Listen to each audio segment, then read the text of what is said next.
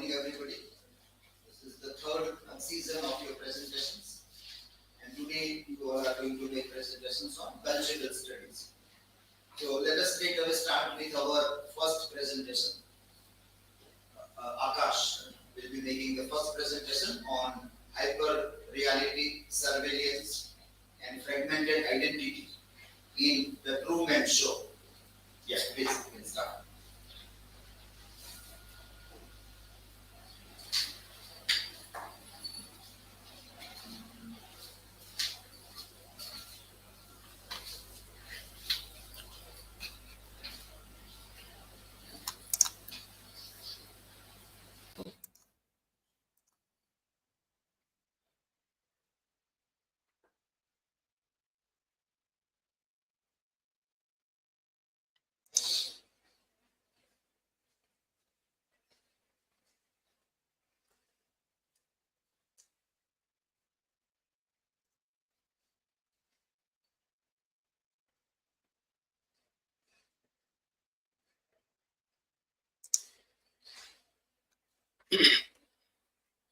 Good morning to all of you.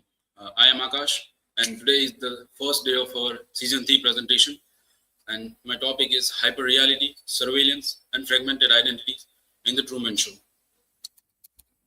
So these are academic details, and starting with the brief introduction about the movie, The Truman Show. Truman Show is a 1998 Hollywood movie, American psychological comedic movie, directed by Peter Weir. He is also very well-known director who has also directed the movie The Dead Poets Society.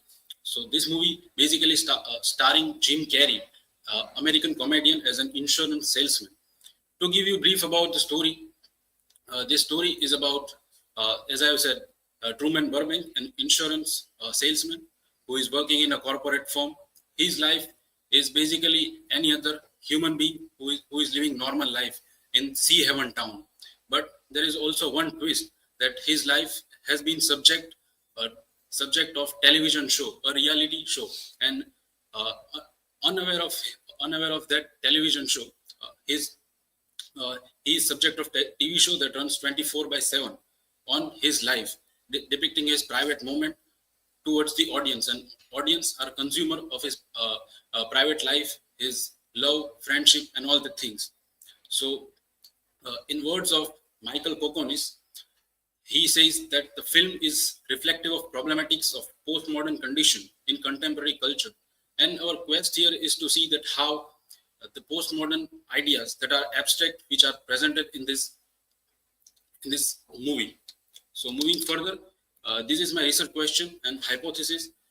We are basically trying to see that how hyperreality as a postmodern technique has been used in this movie as a narrative technique, and surveillance culture and fragmented identity. So these all things we will see from the concept of Jean Baudrillard's hyperreality, Michel Foucault's concept of superpanopticon surveillance, postmodern society, and other postmodern theorists. So let us start with understanding what is postmodernism. So we have to understand first, in the relation to modernism, what is postmodernism. So unlike modernism, postmodernism denies that there is no universal truth. The one key similarities between them is that both the theories, postmodernism and modernism, they are mourning the loss of past, which can never be obtained second time.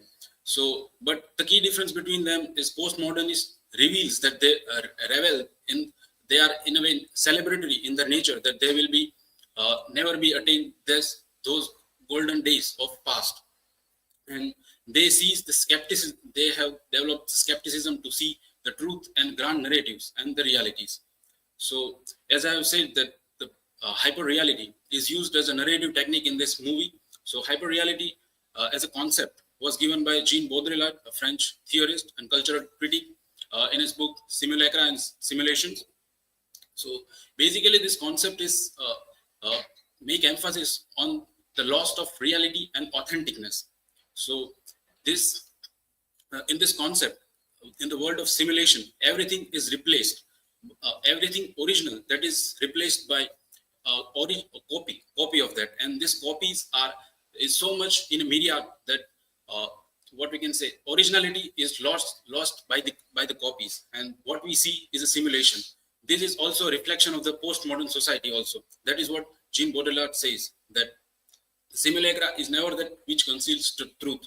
That simulacra is not conceals the truth, but it is a of construct of the what we can say is uh, construct of construct of the sociality, and and it reveals that there is no truth, and simulacra, what we see as a simulation, is only truth.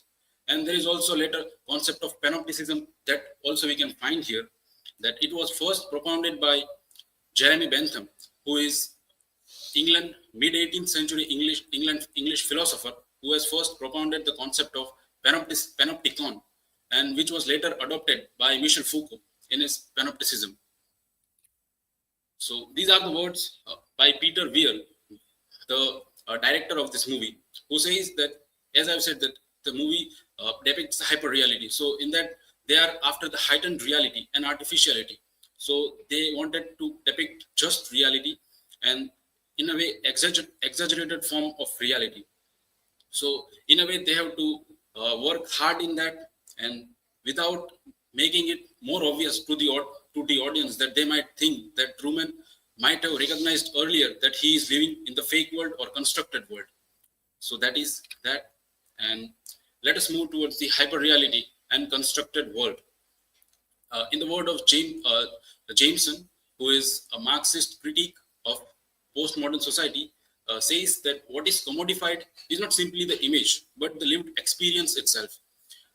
Truman Burbank, who is subject of television show, a reality television show, his entire lived experience has been commercialized. He himself is commodity to consumed by audience, and his entire life has been constructed for mere entertainment for the people.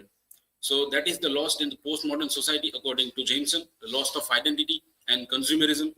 And up until his 30th birthday, every character he has met, every person he has met in his real life, including his wife, including his friend, his family, his mother, almost every character he encounters in the Sea Heaven society all are paid actors. There is no one real connection with Truman Burbank. And his name is also kind of ironic, that his name is Truman, which is a combination of the two words, truth and man.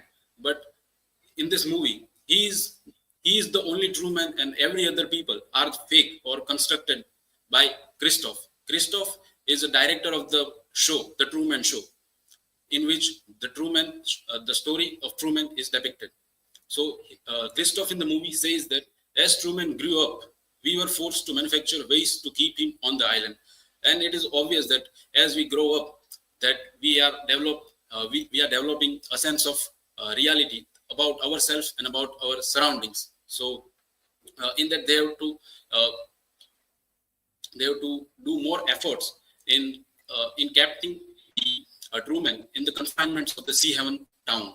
And Sea Heaven town is also a kind of a dome-like structure and constructed world, elaborated world, just made for Truman.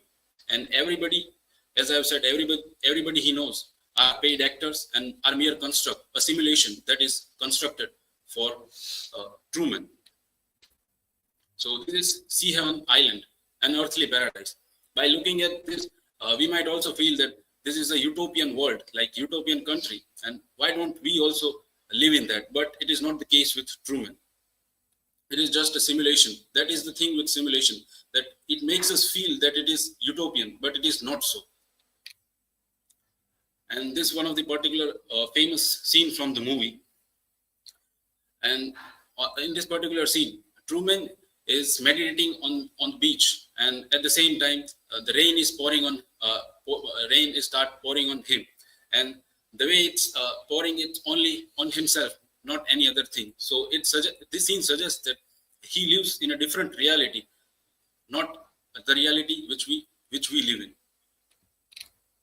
And this is the last scene where he tries to escape after some recognition that something is wrong with himself and his life, that he started to started his expedition to move to leave out this constructed world. And at last he finds that also.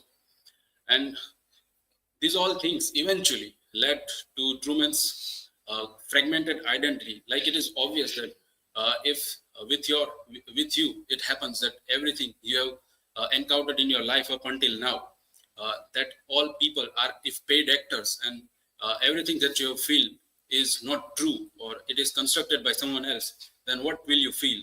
You will obviously feel midlife crisis. What Truman was feeling, that everything fake and made up with his life. And this also leads to the dual identity of Truman as a character and Truman as a person. Truman as a character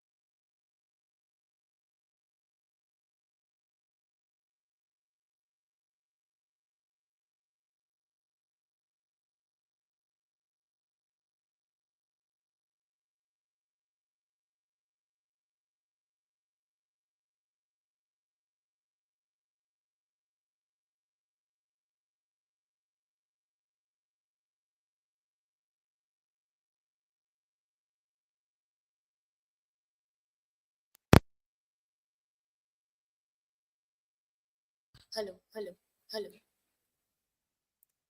hello.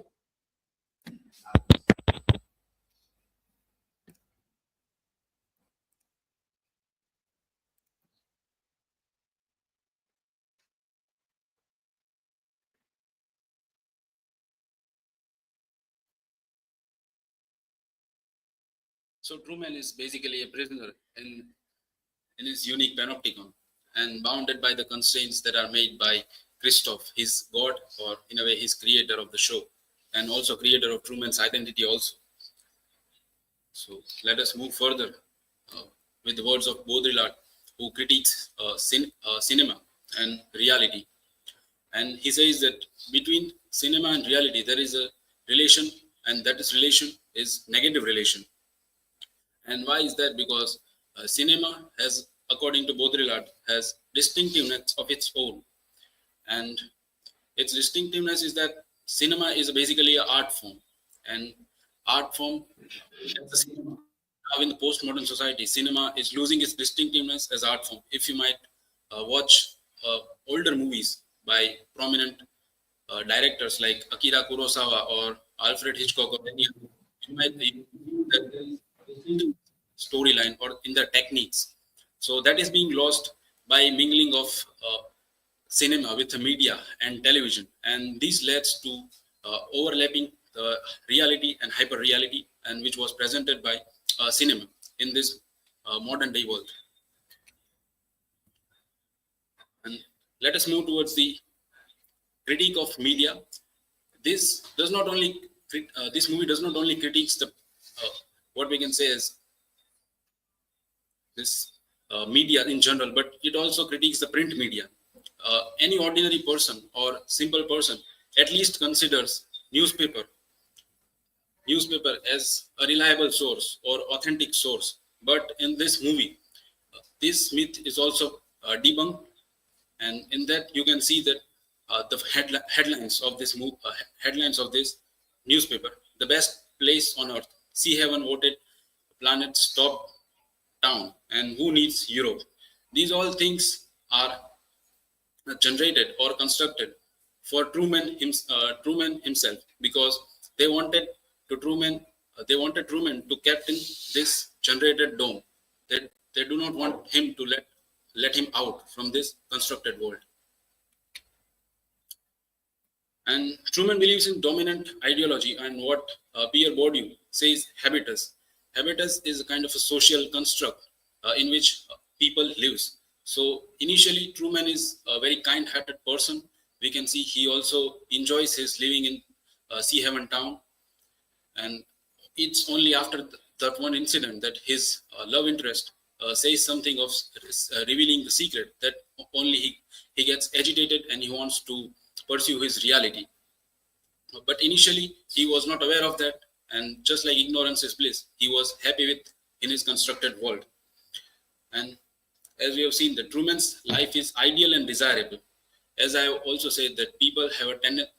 It also can be made argument like in postmodern society, people are inherently empty within them, and they feel this empty.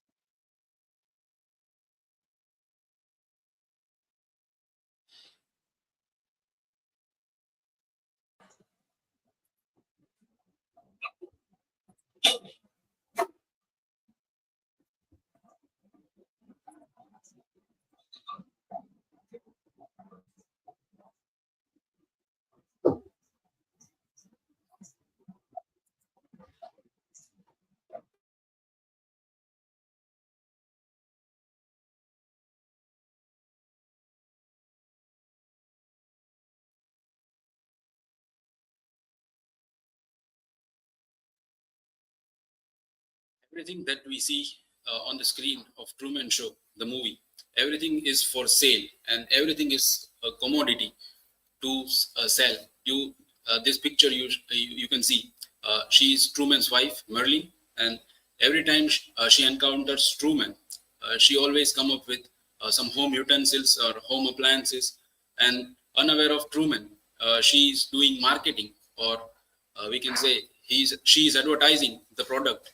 So in a way, everything that we see in the Truman himself is also a commodity to consume by audience, and these all the basic utensils also being sold by this capitalist society. That is the point that they try to make. And as McLuhan suggests, media, television and digital forms creates the prison without walls. So basically how media generates a stimulus for us in a larger society. That is what it is trying to say. Society. Christoph says that there is no more truth out there than there is in the world I created for you. Same lies and same deceits. This is a prominent critique of modern postmodern society, that Christoph says that the world that is prominently created for Truman himself is the only thing that is good for Truman. And outer world, that is what Truman as a person seeking, is the same constructed world, same dome-like structure, and same stimulus generated by postmodern media and cinema, and which Baudrillard refers to as a deterrence. And basically, Sea Haven Town is a microcosm of postmodern society, driven by media and how media shapes our perception, and how we are under constant surveillance of media by our willingness or our unwillingness. We are using, we are in the digital panopticon, and by the means of using Facebook and other Instagram, Twitter, and other things that we are under constant surveillance. That is, we are doing voluntarily. So it is volunteer surveillance in which the corporate company might get our habits, our algorithms, all the things, and they might use for their purpose. And this is the basic aim of capitalism, to get the people's habit out of them. And moving towards the conclusion, well, the Truman Show movie is obviously a prominent critique of postmodern condition, and Truman's life is a typical life that we are all living. It is only that Truman is living in his Sea Haven society, and we are living in a postmodern society. And it also blends the various techniques that are used in postmodernism, which are hyperreality, super panopticism, and surveillance, and all the things. And this movie remains with us in this surveillance society, which was initially foreseen by George Orwell in his novel 1984. So this is all from my side. These are the references, and thank you. Now we can ask me questions.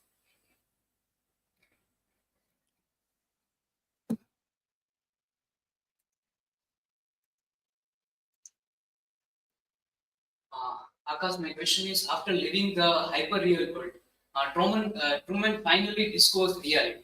According to you, are there any chances that some hyper-real things might be still undiscovered in our life also? Share your views. Yes, at last, after his sea expedition, Truman also finds that he is living in a constructed world, and at last he chooses to leave that structure, a fake world, and wants to go in the real world.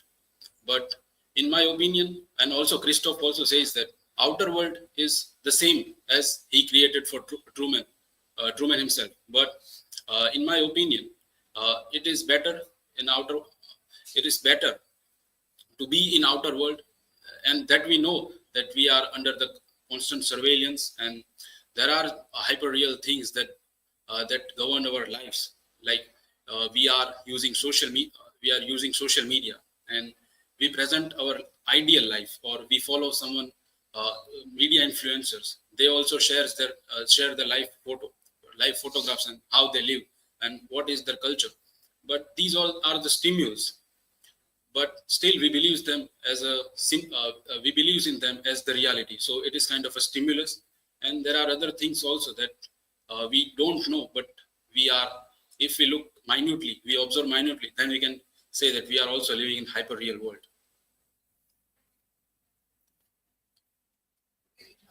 Next one, next presenter. Next question we want here is which way that's in. Akshay. Akshay will make a presentation on migration as a part of cultural studies.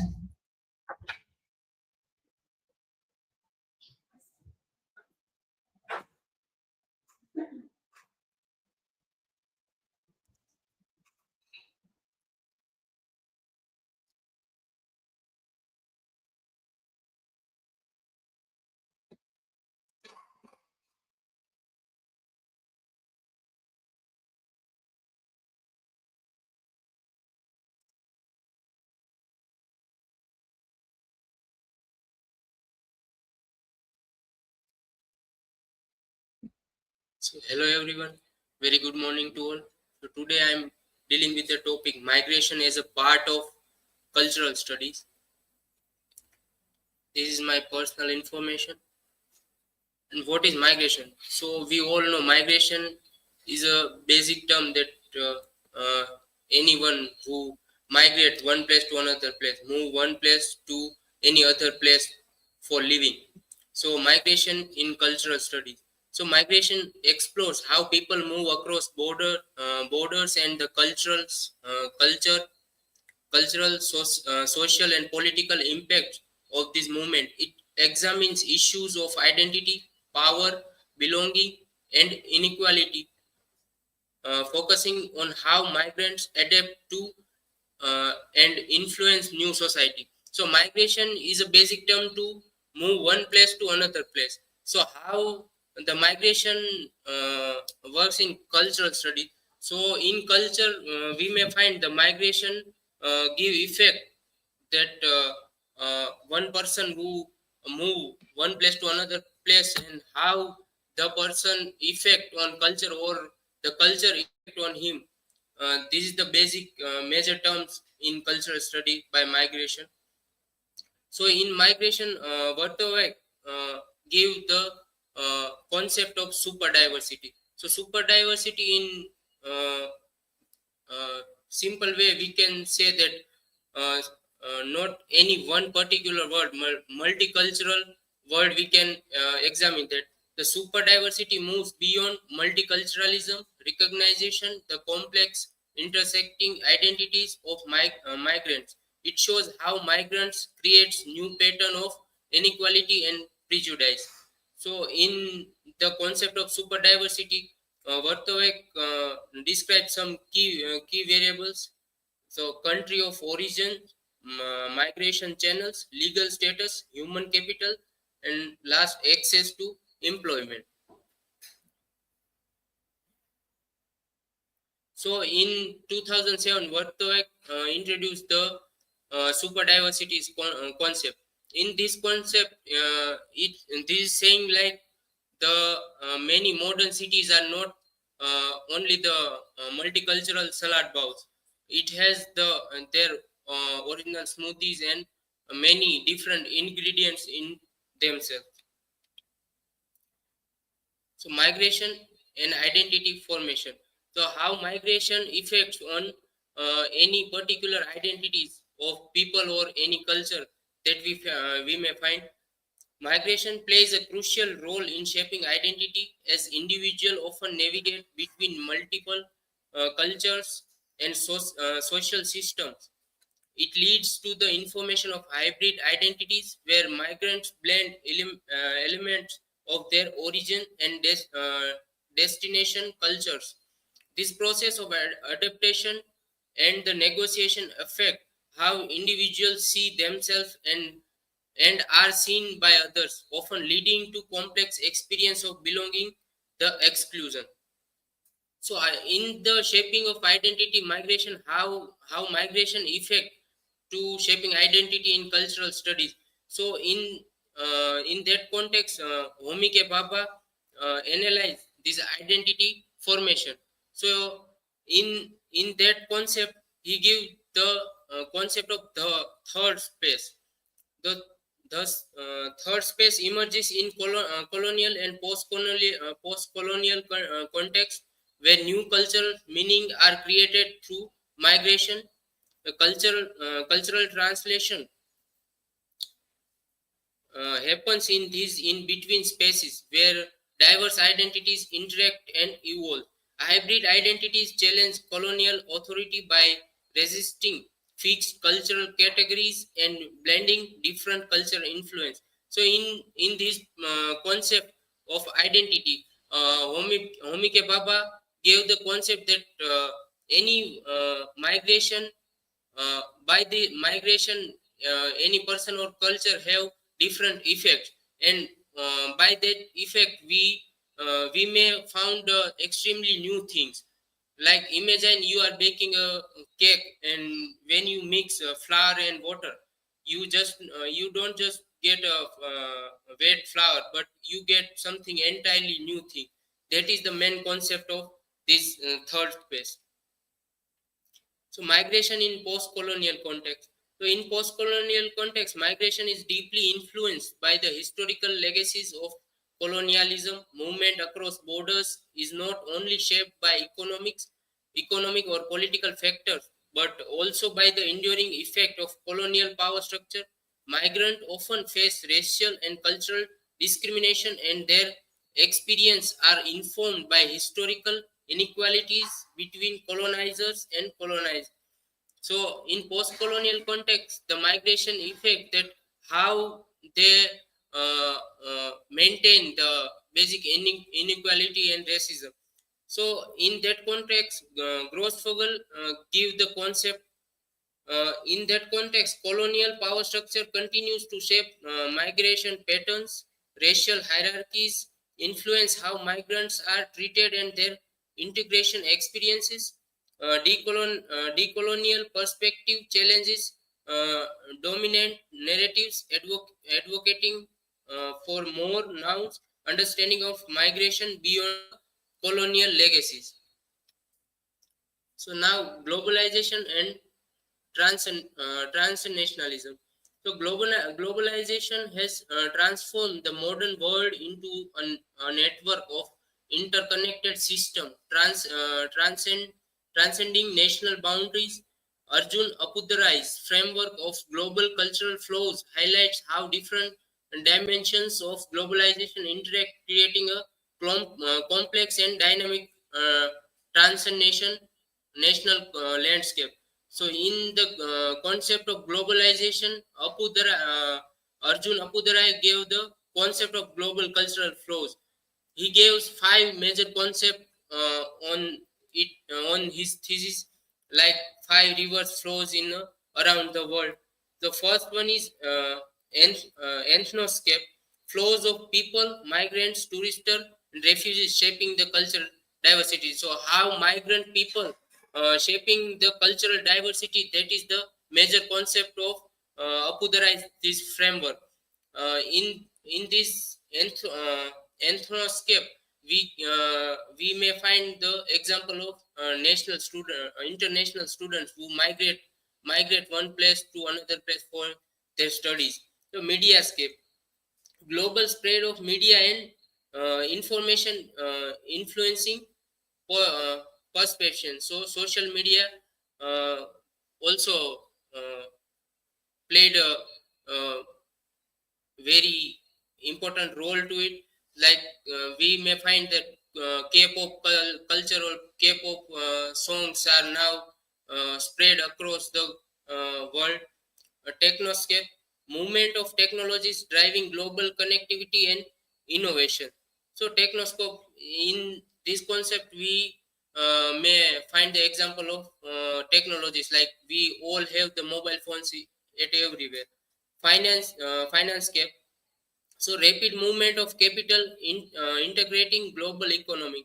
So in that context, money were very important. Like we transfer money from one place to another place, like any simple way. Ideoscape, the spread of ideological democracy, human rights, shaping political and social changes. So in this concept, uh, any idea that across the world that moves, like we may find the yoga is now the global idea. So displacement and exile. So displacement and exile reflect the experience of individual uprooted from their homeland, navigating loss and identity. Edward Said highlight exile as both a challenge and source of intellectual and creative growth. So exile to force to migrate. In that context, Said analyze the exile as a condition, a physical separation from homeland paired with psychological struggle of identity and belonging. Second term is exile and creativity. Being on the cultural margins fosters unique perspective and intellectual innovation. The third one is politics of displacement. Exposes power dynamics of colonization, war, and inequality, and challenging dominant narrative. So, in this analysis, Said majorly focus on how people are forced to migrate one place to another place, and how they're treated by the new countries, and what are the conditions they may find. Migration and cultural conflicts. So migration often leads to cultural tensions, and as individuals adapt to new traditions and norms. Albanese research highlighting evolving patterns of assimilation and integration. So in that context, Albanese analyzed the concept of evidence-based findings. First concept is complex assimilation. Assimilation now follows diverse pathway in multicultural societies. The second is institutional influence, schools, workshop, and political shape.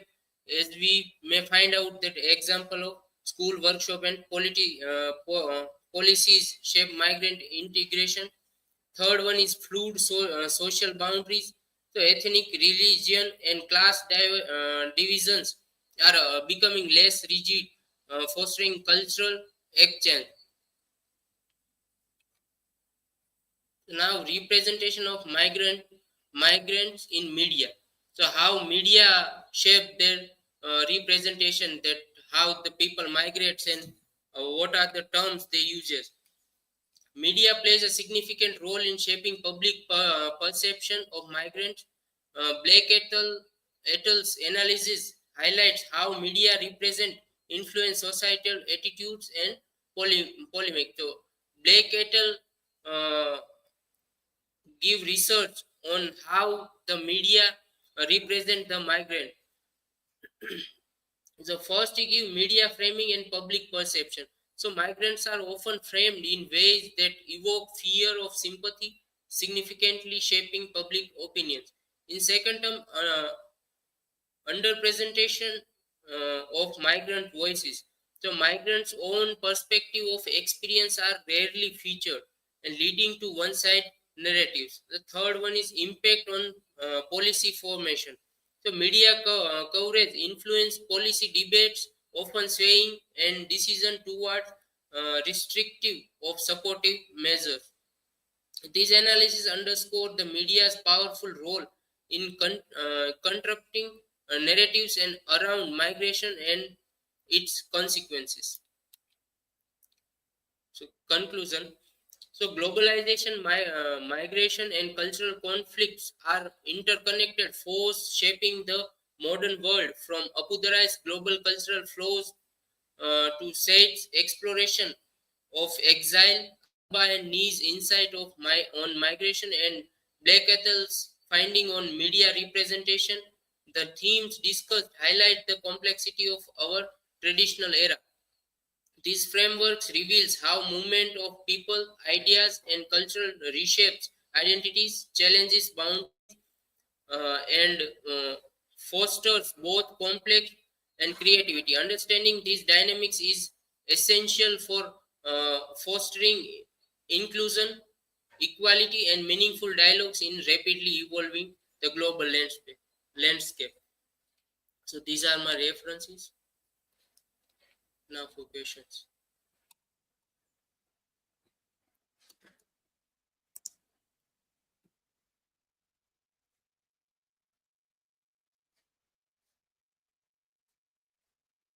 Akshay, how do you understand colonial power structure continues to influence migration patterns in the post-colonial era?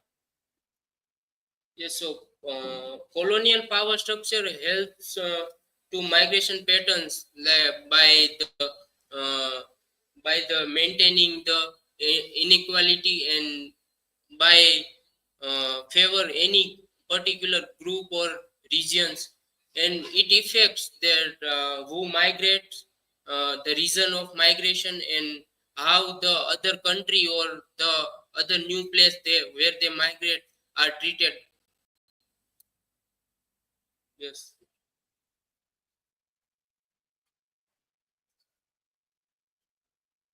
Akshay, in your presentation, there is a reference to Omike Baba and uh, the term third place. So, could you please elaborate how does the concept of the third place influence the way migrants negotiate power, power dynamics, and assert the agency in shaping their hybrid identities? Yes, the third space concept given by Omike Baba, and in that concept we may find that migrants are helped or influenced by that concept, that how they treated by the other countries, and they are implied by other elements of different culture, and how they are migrated, they're forced to migrate from one place to other place. Yes, yes.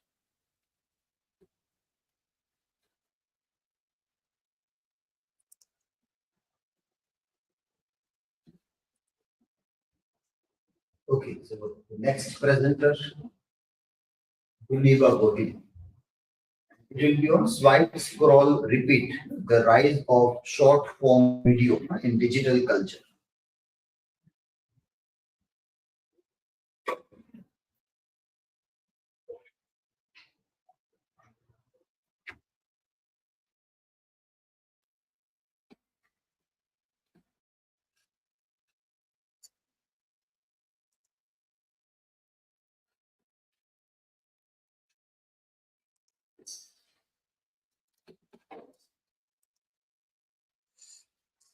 Hello everyone.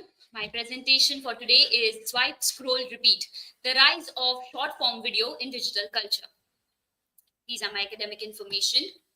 Now, none of you are really unacquainted to what short form video is. There is a possibility that if my presentation gets too boring, you might secretly indulge in short form videos. So let me begin with a short history of short form videos. Where does it find its origin? So in 2013, we see the rise of Vine, which was the first video platform, short form video platform. It started with it was a platform where you can stream 20 to 60 seconds videos. And after that, we saw into 2018, we see the rise of TikTok. And TikTok saw global success. It saw unprecedented popularity, and everybody you know was on TikTok. They were creating the cringe videos, and it was an entire phenomenon. Then in 2020, Instagram, to counter TikTok, started Reels, which is essentially a short video. So it also became a short video platform. And now we have Instagram Reels, YouTube Shorts, Facebook also has Reels. There are Reels on Snapchat. So we see that short form videos have a very large influence on our social media. The reason for its popularity. So these are some reasons for it, why it's so popular. So because there is a short attention spans of people, and short videos present bite-sized pieces of content, so they are easily digestible for today's new generation. There is a free access to content. We don't have to pay any subscription fees for it, and it is also universally accessible. And one major factor is the personalized content due to advanced algorithms. So in my presentation, my research question is, how do TikTok, Instagram Reels, and YouTube Shorts shape user engagement and influence the patterns of cultural consumption in digital spaces? My hypothesis is the short swipeable format and algorithmic recommendations on TikTok, Instagram Reels, and YouTube Shorts encourage continuous user engagement and foster rapid cyclical patterns of cultural consumption, where trends and content become viral and fade quickly. To analyze this, I'm using the circuit of culture theory. It is a theoretical framework developed by these scholars, including Stuart Hall. It was presented in their book, Doing Cultural Studies, the story of Sony Walkman, where they analyzed this Sony Walkman through this circuit of culture in 1977. So circuit of culture has 5 aspects. And when you focus on these 5 aspects, you can study the cultural artifact better. These 5 aspects are representation, identity, production, consumption, and regulation. So representation, short form videos, what do they represent? They represent entertainment as well as information. They include memes, dance trends, challenges. So that represents entertainment, while there is also activism and informative videos, which leads to social awareness. One very great example of this is the Ukrainian President Zelensky's use of Instagram videos during war on Ukraine, and he used Instagram videos to spread awareness of what was happening with his country. Other than that, short form videos also include everyday life, personal struggles, relatable experiences. As we already saw, that this is a major factor in their popularity. You might notice that whenever you have an assignment due, you will see all the memes regarding assignment. Whenever your assignments are completed, you will see all the memes about relief of completing an assignment. And in here, we see global as well as local representation. We see that it's universally accessible. So there is global representation. You can sit in India and see what was happening in US like 5 minutes ago. And there is also local representation. Identity. So who creates these content? Mostly we can say everybody. We will talk about that in production. But mostly the digital content creators are influencers. And they conform to existing cultural norms. This is because that they create content, and from that they build a fandom, and after that they get brands to sponsor them. That is how they earn. So due to this system, we can see that they are sometimes they are conforming to existing cultural norms. Some of them include gender in brand promotions. You will see that if it's a technical stuff, then it's mostly a male dominated field, while if it is about beauty and fashion and everything, then it would be mostly female dominated space. So we see there is the gender divisions. We also see sometimes unnatural beauty standards in social media. People see this fit people and they start to feel bad about their own body, and they create a negative body image about themselves. There is also cultural hegemony. Now, this was a concept given by Antonio Gramsci, who was an Italian Marxist. Cultural hegemony is basically when upper class people control the information, they control the narrative, they control what is going on. One case study that I was able to find on this was about the American celebrities, the Kardashians. They live an opulence life, and yet they sometimes pretend to be relatable. And another very famous example, recent example from India, we can say, is the Ambani wedding, because it dominated our Instagram reels. Every time you open Instagram, you are transported to Jamnagar. Social media nowadays, we can say, is moving towards inclusivity, and there is more acceptance, although it still has a long way to go. But there is also, we see emergence of subcultures. Now, what is subculture? Subcultures is basically a group of people who think alike on social media, we can say, and they help in creating people's identity. They make them feel a sense of belonging. One example of this is cottagecore. Cottagecore is basically when people romanticize the Western country life, and they promote simple living. Another is dark academia. There are K-pop fandoms. Just like that, there are many other celebrity fandoms. And book talk. Book talk is when people on TikTok mostly talk about books and they influence book. And this shows great impact on the publishing industry as well. We see that examples like Song of Achilles, which was very famous on TikTok, and then it became a bestseller, global bestseller, due to this. So production. One reason, as I said earlier, that anybody can create these videos, and it is because ease in production. There are built-in editing tools, there are filters, there are music libraries. So there is accessibility of production, and this increases participation. The only necessary tools for this are a smartphone and internet. What are major factors affecting this production? So one is algorithm controlling the visibility. Algorithm controls visibility, and so people would often create content that would fit into that algorithm, and so this affects production, sometimes hinders creativity, and short form video became essential for digital marketing. And so because of this, creators sometimes try to align themselves to certain ideas, to certain brands, to become a tool, to become a medium for this digital marketing. Consumption. We all know it's not an unknown fact that there is passive consumption of these short form videos, especially. You open Instagram for 5 minutes and then suddenly 2 hours have passed. So there is a very passive consumption. These are a few stats from 2024. We see that TikTok has 1 billion monthly active users. Instagram has 2 billion monthly active users, and 40% of their time is spent in Reels. We see YouTube has 1.5 billion monthly active users, and Shorts get 15 billion views daily. Algorithms personalizing feeds makes content more and more irresistible, and this also is a major factor in the consumption.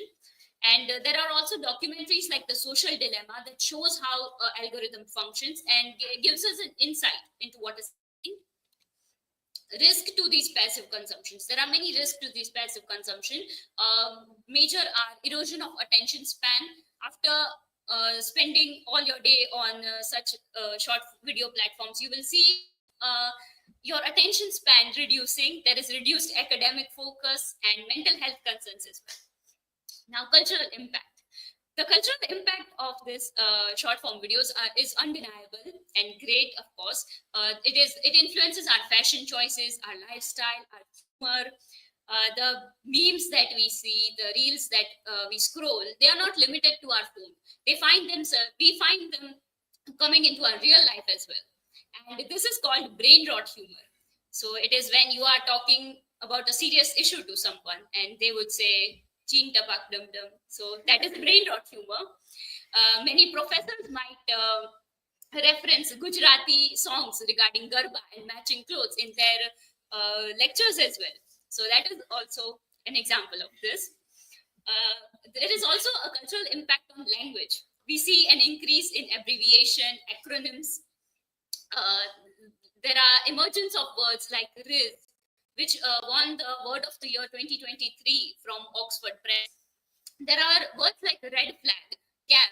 So they mean something else, but their meaning is changed for the videos. So we have red flag, which means a red flag. But when used in this context, it means a toxic trait of a person. A cap means when something false is happening, or like somebody is saying something false. So you would say, stop the cap. There are, so the words are changed. We also have words like shipping. Mostly it would mean sending a package, but here it would mean when you like two people as a couple. And you would also see these shipping reels about, they are like edits and with a romantic music in the background. And you will see edits of celebrities, certain prime ministers. There are abbreviations like LOL, BRB, FOMO, GOAT. So this is impacting our language as well. Regulation. Now, data collection and threats to nation. This is, whenever we talk about regulation, this becomes a major concern. We see that these social media apps, these short video forms apps, they collect data, user data, and over time, many nations feel threatened by it. And so there is government intervention. One example of this is ban of TikTok. TikTok is basically a Chinese company, and China is a rival of India, we can say. So they banned TikTok in, let's not say fear, but like in some sort of fear that their users' data is transported and given to China. There was also a bill to ban TikTok in US during Joe Biden's presidency. Whenever we talk about regulation, there is also, of course, age restriction, copyright laws, privacy laws that are inherent in these apps.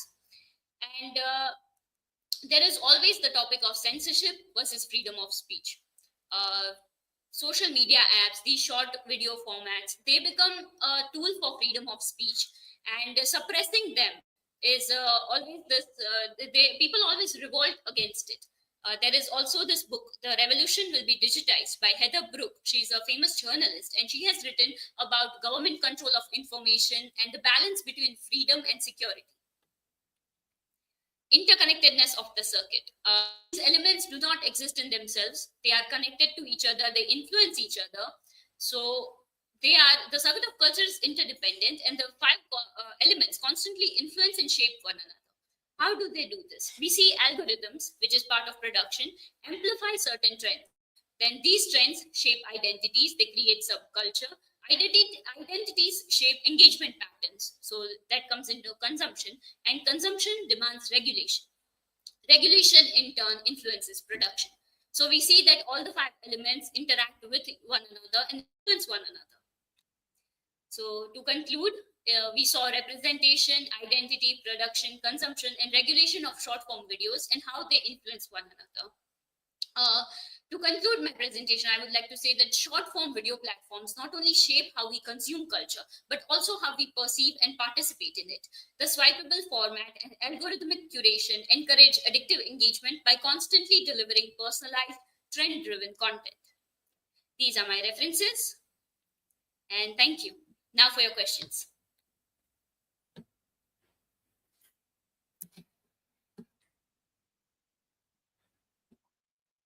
My question is, what are the potential downside of short form video platform for cultural consumption? Okay, so one downside that I can think of right now is echo chambers that are created by algorithms. So it's basically that algorithm will push further the content that you are already interacting with. This means that you will the content you consume will constantly reassure you of your own beliefs, and it would not share new ideas with you. So there is the downside of creating echo chambers. There are also downsides like shallow engagement with culture. We can say that there is not long lasting cultural connection with our content. So that was it.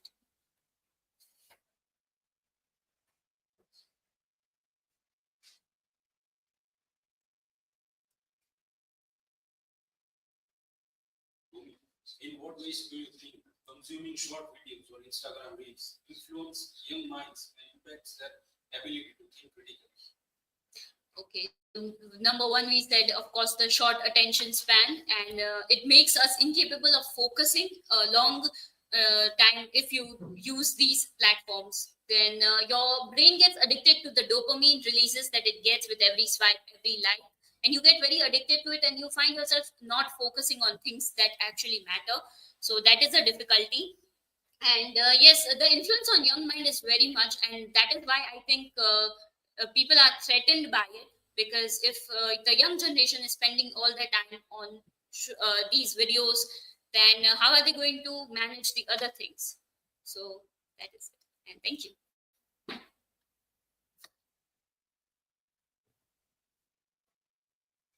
Yes, next one. Darshan. We will make it on new historicism and Indian cinema, the fictionalization of historical figures.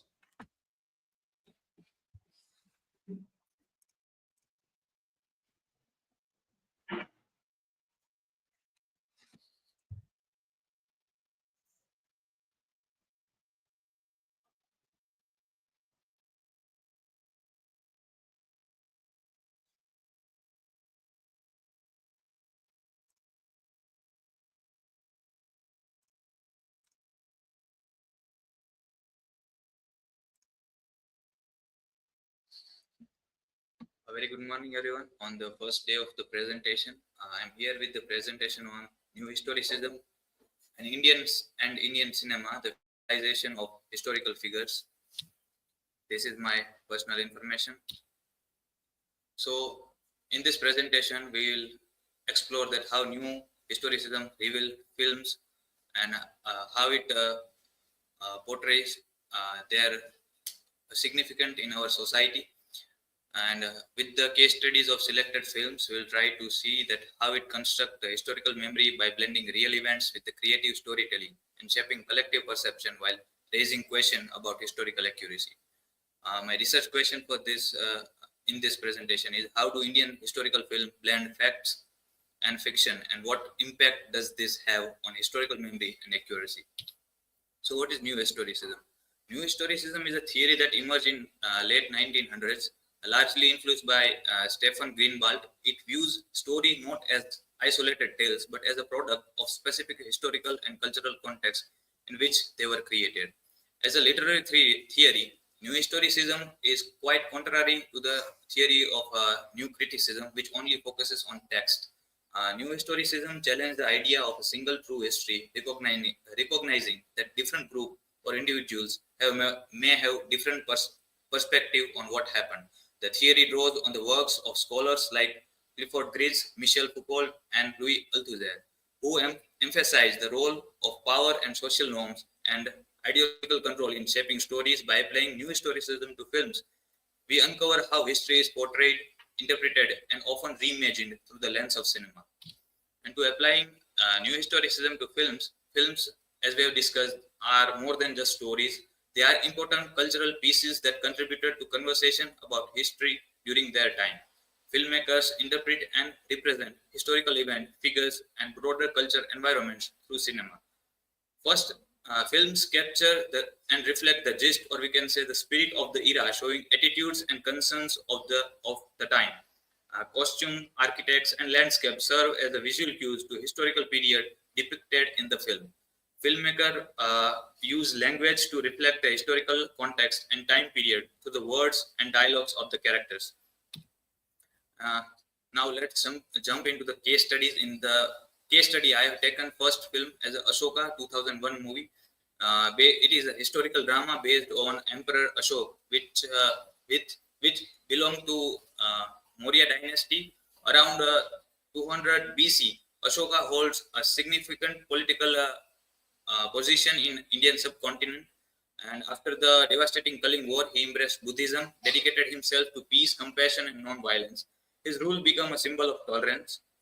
As we come to the movie, which was directed by Santosh Sivan, the movie blends historical event with creative element to narrate the story of Ashoka's transformation from conqueror to a follower of Buddhism. The film shows how it reflects the cultural and political climate of India in 2000s, and whether it supports or challenges the historical norms. It looks at story visuals and audience reaction to understand the film's impact. It also examines the changes made to historical event to uncover the message the film sends and how they match modern ideas. In short, analyzing Ashoka through a new historicism helps us see how the film reflects the history and culture of its time. The next movie is Padmavat, which was released in 2018. It is portraying the story of Rani Padmavati, which is a legendary queen of 13th century Mewar. He was married to King Ratan Singh of Chittor, and their reign was threatened by Sultan Alauddin Khilji, a prominent figure in Khilji dynasty. And Padmavati's beauty became a reason for Khilji's relentless, leading to larger conflict. In the face of overwhelming forces, Padmavati and the people of Chittor choose to defend their honor, creating a tale of love, sacrifice, and resilience. As we come to the movie, Padmavat, directed by Anjalila Bansali, it is based on Muhammad Jaizi's poem Padmavat, and it does a major dramatization when it comes to the movie. There are many blend of facts and fiction in the movie, and because of this changes, there are several clashes. It sparked controversy and outrage reaches up to a level where people are burning cinema halls, and the political party Karni Sena was also actively involved in this. So this controversy sparked discussion on filmmakers' responsibility and the impact of cinematic narrative on historical perception. The next movie is Mangal Pandey, The Rising. It is based on the story of Mangal Pandey, who is an Indian man serving in British Indian company's army as a soldier. He sparked 1857 revolt by refusing the use of rifle cartridges greased with animal fat, specifically beef and pork. Pandey's defiance inspired fellow soldiers, leading to arrest and trial. On April 8, 1857, he was executed. Although there are many theories that Pandey regretted his decision while he was hospitalized, but generally he is seen as a symbol of resistance. And as we come to the movie, Mangal Pandey, The Rising, which was released in 2005, it was directed by Ketan Mehta, which does not provide the political landscape of that time. The film majorly shows the Pandey's internal conflict and rebellion, symbolizing broad resistance against British rule. While it takes creative liberty, it explores the theme of identity, patriotism, and the fight for freedom in colonial India. The last movie is Manikarnika, which is based on Rani Lakshmibai's story. As we all know, she is a famous figure in freedom movement. After the death of her husband Maharaja Gandharva Rao, and she fought against the doctrine of lapse. During the siege of Jhansi in 1850, bravery and military skill while defending the city. Although Jhansi was eventually captured, Rani Lakshmibai's legacy remained as a powerful figure in India's struggle against the British rule. Now as we come to the movie Manikarnika, which was released in 2019, and it was directed by Radhakrishna Jagaramundi, and Kangana Ranaut is in the leading actor or portraying the role of Lakshmibai. The film majorly focuses on Lakshmibai's military skill and her role in the India's fight for independence. Although dramatized for a cinematic effect, Manikarnika honors her legacy and contributes to the portrayal of key figures in India's struggle against the colonial rule. Now let's explore the strengths and limitations of applying new historicism to films. So as we talk about the strengths, new historicism helps us understand films by looking at them in the historical and cultural context. It shows how movies connect to the societal landscape and provide richer analysis by combining history, culture, and literature. And as we talk about the limitation, using new historicism to understand movie can be tricky because filmmakers choose which part of the story to show based on what will appeal to the audience and how the story fit together. So as we have to take example of strengths and limitations, in strength we can take example of Article 15, where the true, without blending facts, they are addressing true issue, and the movie is providing a positive message in the society. And as we have to take example in the limitation, we can take example of Kashmir Files, which is portraying half truth, and it is making clashes between two religiosity, and it is harmful when because it is encouraging people to do violence, and it is more harmful and dangerous. A government is endorsing such a movies. So filmmakers need to be careful not to repeat the stereotypes or create harm. When depicting historical sensitivity is important to avoid triggering strong emotions or negative memories. So to conclude my presentation, new historicism serves as an insightful tool that allows us to view films not only as a narrative but also as a reflection of the historical and cultural context in which they were created. It provides a deeper understanding of the connection between cinema and the real world. While it offers an engaging way to explore history, it is important to acknowledge that films often alter or entertainment. Recognizing the strengths and limitations of applying new historicism to films enable us to appreciate the richness of cinematic storytelling while remaining mindful of the balance between artistic creativity and historical accuracy. These are my citations, and thank you very much for your time. I would like to have your queries.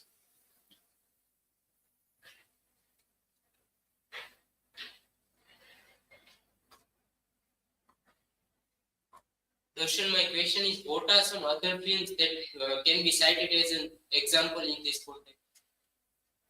The other film I can say right now are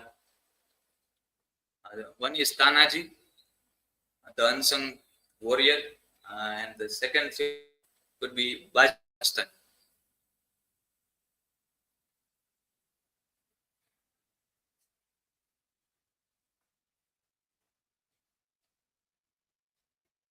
So Darshan, you talked about the movie Mati Karnika. So how does it contribute to the modern portrait of women in Indian cinema as a symbol of resistance and power?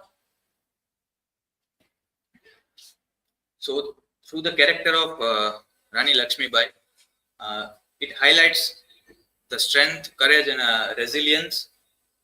They have highlighted this through the character of Rani Lakshmibai, and it is challenging the traditional narrative of passive feminism, and it is portraying Lakshmibai as a warrior and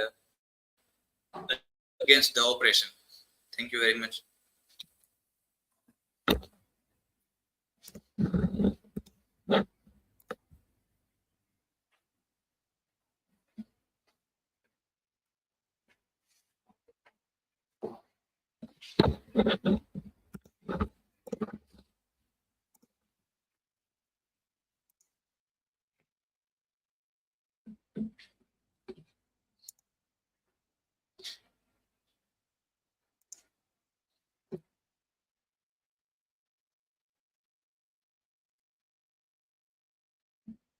Shall I start? Yes. Hello everyone, I am DHATRI PARMAR and today's my topic of presentation is Consuming Culture, the Mole as a Literary Text. So talking about the mole, a shopping mall emerges as a complex cultural text. It has intricate design, architecture and the ambience which attracts all the more consumers to the mall. If we examine through it the literary lens, then we can uncover the choices, power dynamics which works in a mall culture. In this presentation, I will deal with the architectural and cultural dimension related to the mall culture. My research question for this is how does a physical and symbolic architecture of shopping mall function as a text that construct and reinforce a specific cultural ideologies? And my hypothesis is the contemporary shopping often overlooked as a mere commercial space, can be interpreted as a rich literary text which reflects the societal values, consumer desires, and cultural anxieties.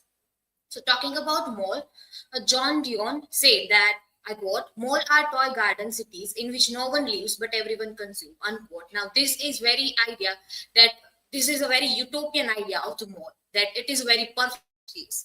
It represented as the idealized city where there is a mythical fabrication that it is a utopian place, which is very perfect.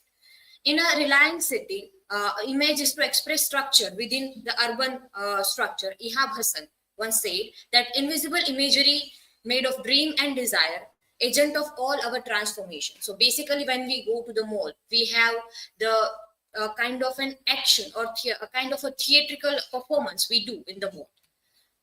Mall as a site of gazing or spectator, there are a presence of mannequin and posters, which makes this world a fantasy. Mall as a fantasized world. Pramod K. Nair, in the Introduction to Cultural Studies, said that, I quote, "The mall itself is the fantasy world in which you enter and exercise the illusion of acquiring perfection as embodied in the images," unquote. So basically, when you enter to the mall, you have an idea that I will be the perfect with certain clothes, with certain brand images, with certain kind of an appearance. And we have a myth connected with the mall that you can become whatever you want. So basically, there is a Disneyfication. There are a presence of so many mirrors which reflects yourself, and you have so many choices in clothes, so many branding in front of you. So you can choose, and that you can be whatever the identity you want to consume. Basically, as I said, it is a theatrical performance. It is another world. As soon as we enter to the mall, we have a performance that we cannot perform outside the world. We are performing or behaving different when we enter to the mall. And our identity is changed while we are entering into it. It is the hyperreality of mall. As the Nair said, that consumption is coded as a sign, which we in turn consume. So there are basically so many signboards as we enter into the mall. And that leads to various places in the mall.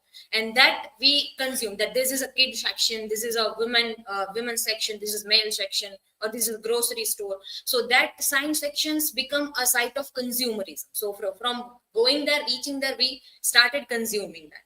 There are a prospect of view and there are balconies as we saw. And there are so many, from balconies we can get the views of products, and we have a pleasure of seeing that. And we have a eclecticism. There is a mixing of products. So when we go to outer side in the market, we have to go to the so many places to bring together all the objects we want. While in going into the mall, we have one place, so many products together. Whatever our choices, we can go and take. Is basically a path leads to never-ending science and objects, and it is a kind of a labyrinthine. So when we enter to the mall, we feel that there is a sense of illusion that it is a never-ending. So we go to another section, so many section we time and again go.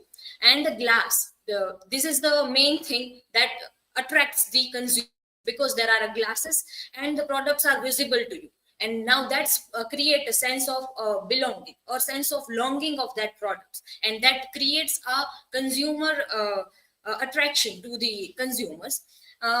There are fragmented miniature repetition. So as soon as we enter into the grocery store, there are so many miniature products are putting together. So we get the idea of miniature repetition, and we also get the sense of illusion that it will be never ending. So that is connected with it, and at the same time it is giving you a consumer choice. So one grocery product will be available in so many different brands and with different prices, so you get a choice. If we talk about organization in mall, so mall is an embodiment of a city. As I say, that it is a utopian kind of a city where our enclosed streets are there. So in malls are also streets. Streets are divided in there, and with this street it is a site of strolling as well. So we just randomly go to the mall for strolling, and the more thing which attracts the audience is the sanitized city, because it is free of dirt, pollution, noise, traffic, beggars, and vendors, which we often faces in while we go to the market. So when we go to the mall, these all things are absent there, and that's what make consumer attracted towards the mall.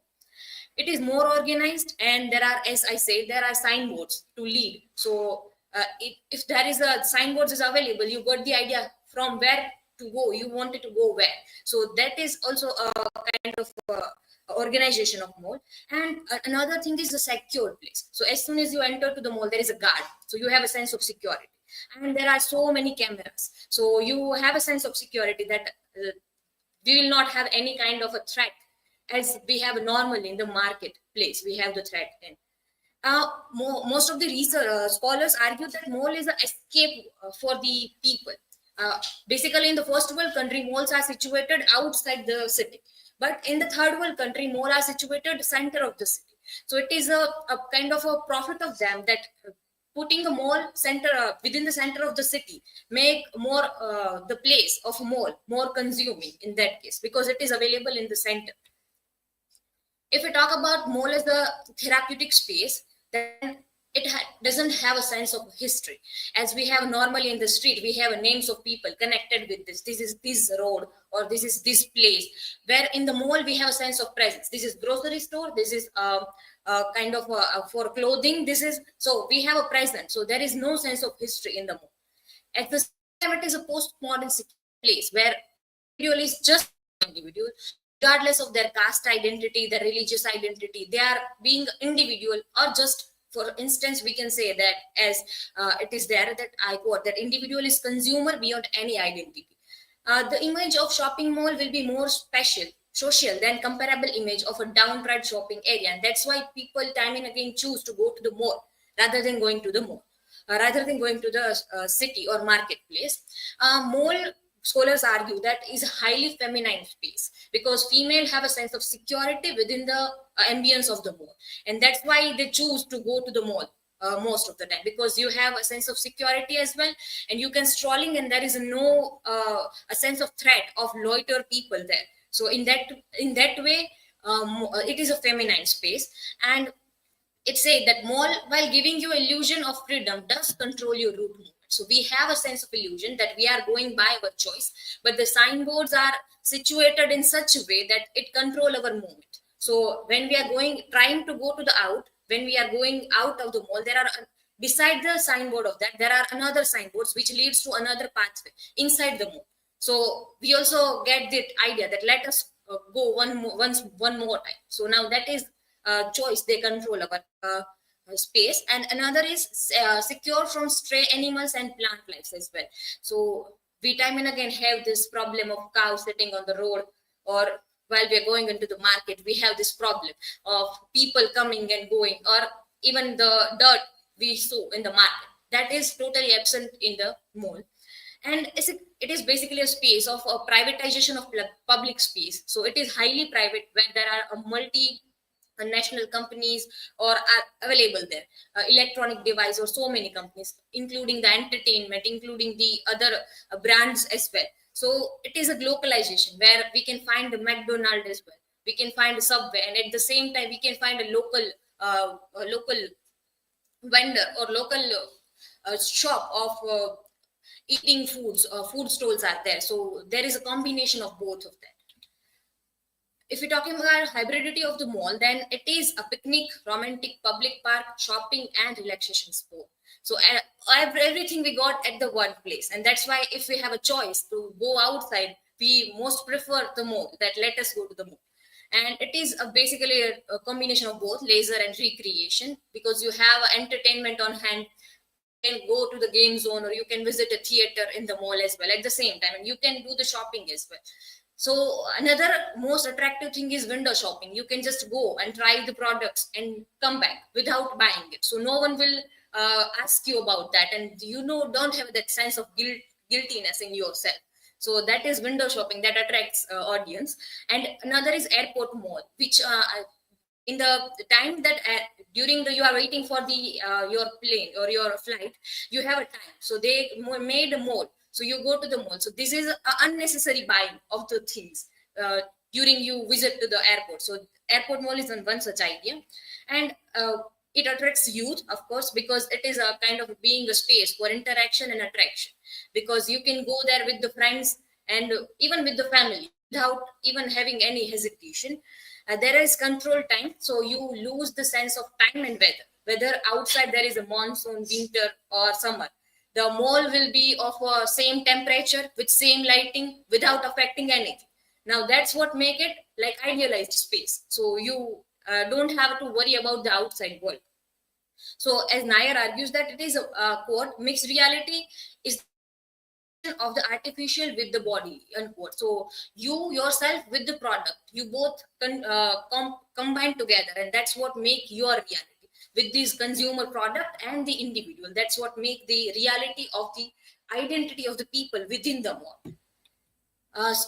One scholar made charts, and he did the case studies, and from that he derived the idea that most of the time in the mall, strivers, 37% of the strivers who just going there for entertainment, bargain hunting, or appreciation of modernity. So visiting coffee houses, or purchasing some menial things. You just visit to the mall. At the same time, another is family focused. So you have a convenience, safety, and self-identity. And that's why you time and again visit the mall. So the mall experience altogether made of these things, where we have a convenience, we have a safety, we have entertainment and freedom all together at the place. And that's why it creates the identity of the people, and that's why it becomes the site of consumerism in the present world. So my conclusion is that it is a complex cultural text and a postmodern secular place. It offers a synthesized control environment that prioritized consumption and leisure. It becomes a site of social interaction, a stage of theatrical performance, and space for construction of identity through consumption. By understanding the mall as a cultural text, we gain a valuable insight into the evolving nature of urban space and the role of consumption in contemporary society. These are my references, and thank you. Now, if you have any question, feel free.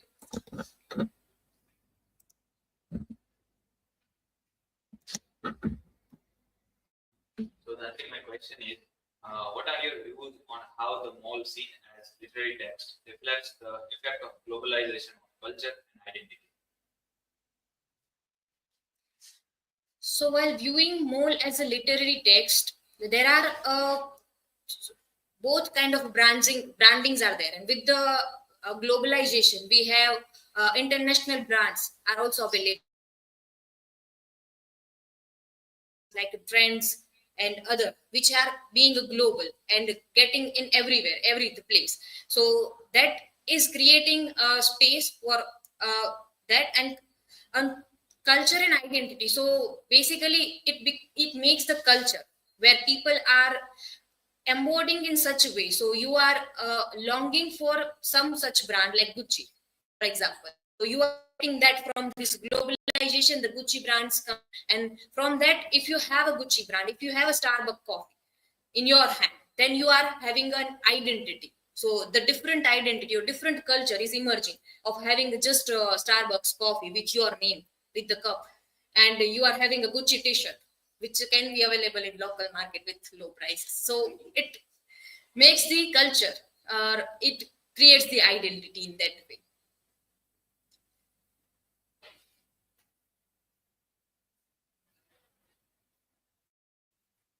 So Dhatri, you talked about the Disneyfication of malls. So how does this impact the consumers?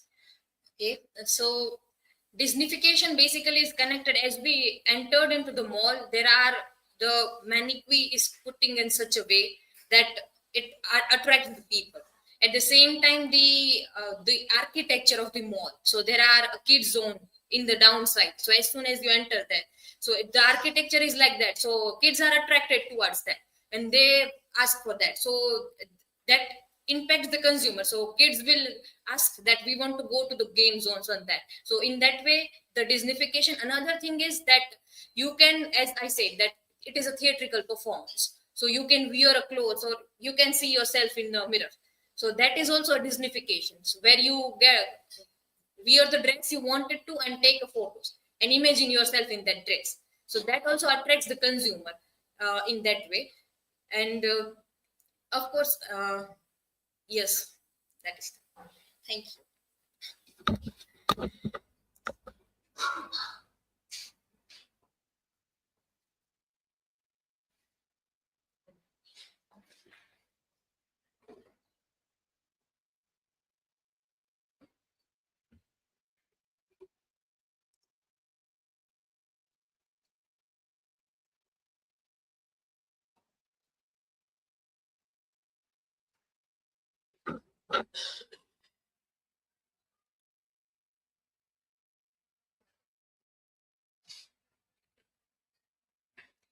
Uh, Good afternoon, everyone. My name is Hardi, and my topic is impact of social media on cultural identity in urban youth. So, yeah, starting from introduction, social media has become a powerful force shaping in identities in urban youth. Platforms like Instagram, Facebook, and YouTube serves as a cultural spaces where youth perform and negotiate their identities. While social media provides opportunities to self-expression and cultural exchange, it also poses challenges to traditional cultural values and practices. However, the algorithms and that govern these platforms can amplify stereotypes and homogenize cultural expression, which potentially leading to the erosion of local identities. Cultural studies offers valuable insights into understanding how media representation and audience reception shape cultural meaning and identity. By critically engaging with social media, urban youth can harness its potential for cultural preservation, and innovation while navigating the complexities of a globalized world. Now, we all know what is cultural studies. It is a interdisciplinary field concerned with the role of social institution in the shaping culture. It also influences English literature by offering a multi-dimensional. It also contextualize literary texts within cultural, historical, and social dynamics. Now, what is the central role of social media as a space for cultural interaction and identity formation? It connects youth globally for cultural exchange. It also provides platform for identity expression. For example, social medias like Instagram, Facebook, and etc. It also shapes cultural trends and norms. It also builds communities around shared interest. It promotes negotiation between traditional and global identities. Second is social media as a sphere, cultural sphere. Uh, social media enables diverse cultures to connect, share values, and shape cultural interrogation. Social media refers to digital platforms that enables and promote social interaction, transforming communication into an interactive exchange. Social media serves as an instrument to enhance users' capacity for sharing, collaborating, and collective taking action beyond formal structures. Everyday individuals come together to exchange ideas, co-create, and form communities. It playing a significant role in shaping identities. Platforms like Facebook and Instagram are used for personal expressions where individuals share their experiences, beliefs, and traditional, thereby showcasing reinforcing their cultural identities. Social media fosters community building and solidarity while preserving and promoting cultural heritage through shared interest with hashtags and online events. The role of algorithm in shaping cultural trends and influencing self representation. It's the amplification of algorithms boost ups popular culture trends. It prioritization the prioritization in they favor platform specific visibility norms. Recommendation like steer users toward curated cultural identities, echo chamber that reinforce cultural homogeneity or niches. Virality defines mainstream cultural recognition. It influence reshape identities via influencer trends. This particular trend mostly we are seeing in class people like film stars, sports person, and etc. Uh, Third is constructions and negotiation of identity. Construction and negotiation of identity, it refers to the ongoing process where individuals actively shape and adapt their self perception, taking into account various social context of interactions. Is essentially negotiation how they present themselves and are perceived by others, constantly defining their identity based on experience and situations. Urban youth merge cultural tradition with modern influence to craft unique digital personas. Online platforms enables youth to showcase hybrid identities reflecting both heritage and contemporary trends. Social media blurs the line between authentic self-expression and performative behavior. The pressure of present an idealized persona challenges individuality and authenticity. Fourth one is challenges to identity. Social media fosters hybrid culture identities, blending global and local influence. The rise of global trends risk eroding traditional cultural values. Curated content on social media creates unrealistic cultural standards, affecting authenticity and self-esteem. Homogenization of unique cultural identities is growing concern in digital spaces. Limited research exists on how social media balances global and local cultural elements. It understanding these dynamics is vital for promoting positive cultural identities and development. Fifth one is cultural studies and media representation. It examines how media portrays cultures and social groups. It analyzes power dynamics and societal implication in media representation. It uses critical theories to explore media's role in shaping perception and identities. It studies how media reflect and construct cultural norms and stereotypes, investigate media's reinforcement of cultural biases and diverse portrayals. On the other hand, media and culture have long been subjects of academic discussion and debate. It is not an isolated entity but operates within a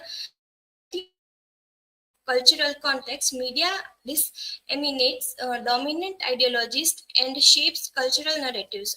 Foucault's uh, uh, docile body concept highlights the audience normalization of hegemonic ideologies. Media reflects elite ideologies, reinforcing power structure and cultural hegemony. Media framing influences and negotiation. Digital media or technocultures reshapes cultural values and behaviors. Media actively construct cultural significance, shaping public discourse and memory. The Birmingham School's theorist Stuart Hall propounded the cultural theory of encoding and decoding to decipher media shaping power. Hall argued for the potential of media text to embed dominant values and ideologies that seek to construct mass cultures. He lucidly identified the media messages within the discursive formations of the wider socioculture and political structure. For a message to have an effect of audience, it must be appropriated as a meaningful discourse and be meaningfully decoded. Audiences can accept, negotiate, or reject media messages, but are influenced by prevailing social and cultural structures. Hall and already mm, Hall, Hall had already con- con- concurred with with with this argument when he pointed out that any society culture trends to impose its classifications of the social and cultural political world. This constitute a dominant culture order. The different areas of social life appear to be mapped out into discursive dominance and hierarchically organized into dominant or preferred meanings. In the conclusion, we can say that social media serves as both a driver of cultural erosion and a catalyst of cultural innovation. Urban youth can use social media to preserve heritage while embracing modern influences. It critically engagement with social media ensures a balance between local and global identities. A mindful approach to media use can foster authentic and diverse cultural expression. It leveraging media responsibly can empower youth to shape inclusive cultural narratives. So these are my references, and thank you. Now you can ask a question.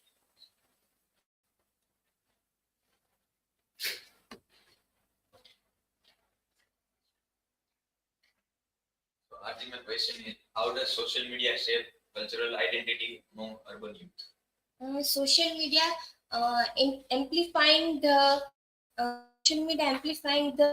globalization and hybrid identities or building expression in the among urban youth.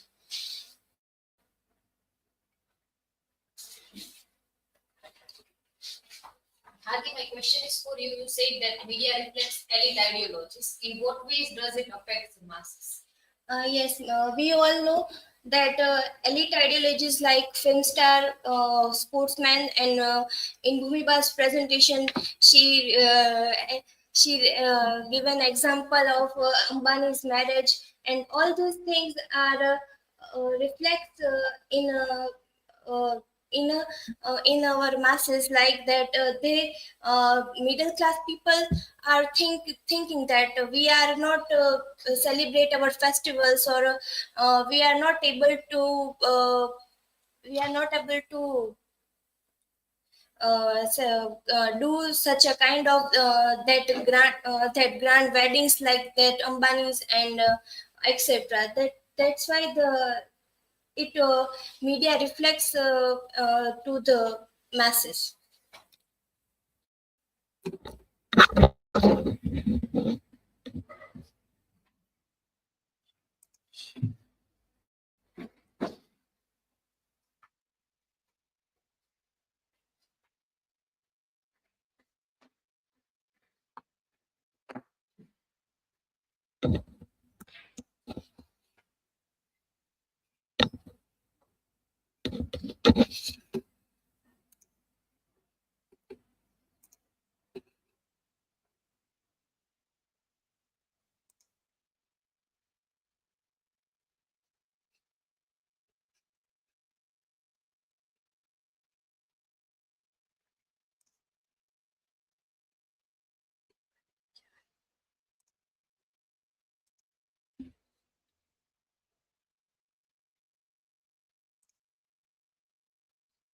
So hello everyone, myself HIRAL VAITHA, and I'm going to present on Hamlet and Frankenstein, the tragic hero reimagined. These are my academic information, and these are the table of content. So let's focus on the introduction. So a tragic hero is a central character in literature who is a noble and virtuous yet flawed, leading to the downfall, and it rooted in the Aristotle definition. Tragic heroes are marked by hamartia, like a fatal flaw in hubris, that's excessive pride, and the moment that ignores in the recognition of their own error, and evoking the pity and the fear in the audiences. So, in the classic examples include the Oedipus from Oedipus Rex and the Macbeth from Macbeth, whose downfalls arise from personal flaws and the fate. Modern reinterpretations expand that concept of ordinary individuals, such as a Willy Loman in the Arthur Miller's Death of the Salesman, and the highlighting societal pressure as a source of the tragedy. So let's focus on the first point, that is the Hamlet tragic hero. So as we know all the concept of the Hamlet, but let's focus on the brief summary. So in the summary, we can say Shakespeare's Hamlet follows the Prince Hamlet of the Denmark as he seeks to the avenge of his father's murder by his uncle, and Claudius, who has seized of the throne and marries to his mother. And that play explores the themes of revenge, madness, and the morality. So let's focus on the tragic flaws. So Hamlet key flaws are the indecisiveness and the overthinking, as we all can relate, and which his actions is lead to the mislead opportunities, and his obsession with the justice and self-doubt also that contributes to his own downfall. So we can now focus on the Hamlet as a tragic hero. Hamlet fits in the archetype of the tragic hero with his noble birth, moral struggles, and the fatal flaws that cause his and others' demands, his introspection in eventual and acceptance of the fate awoke that both pity and admiration. So, in the Frankenstein, let's focus on the summary.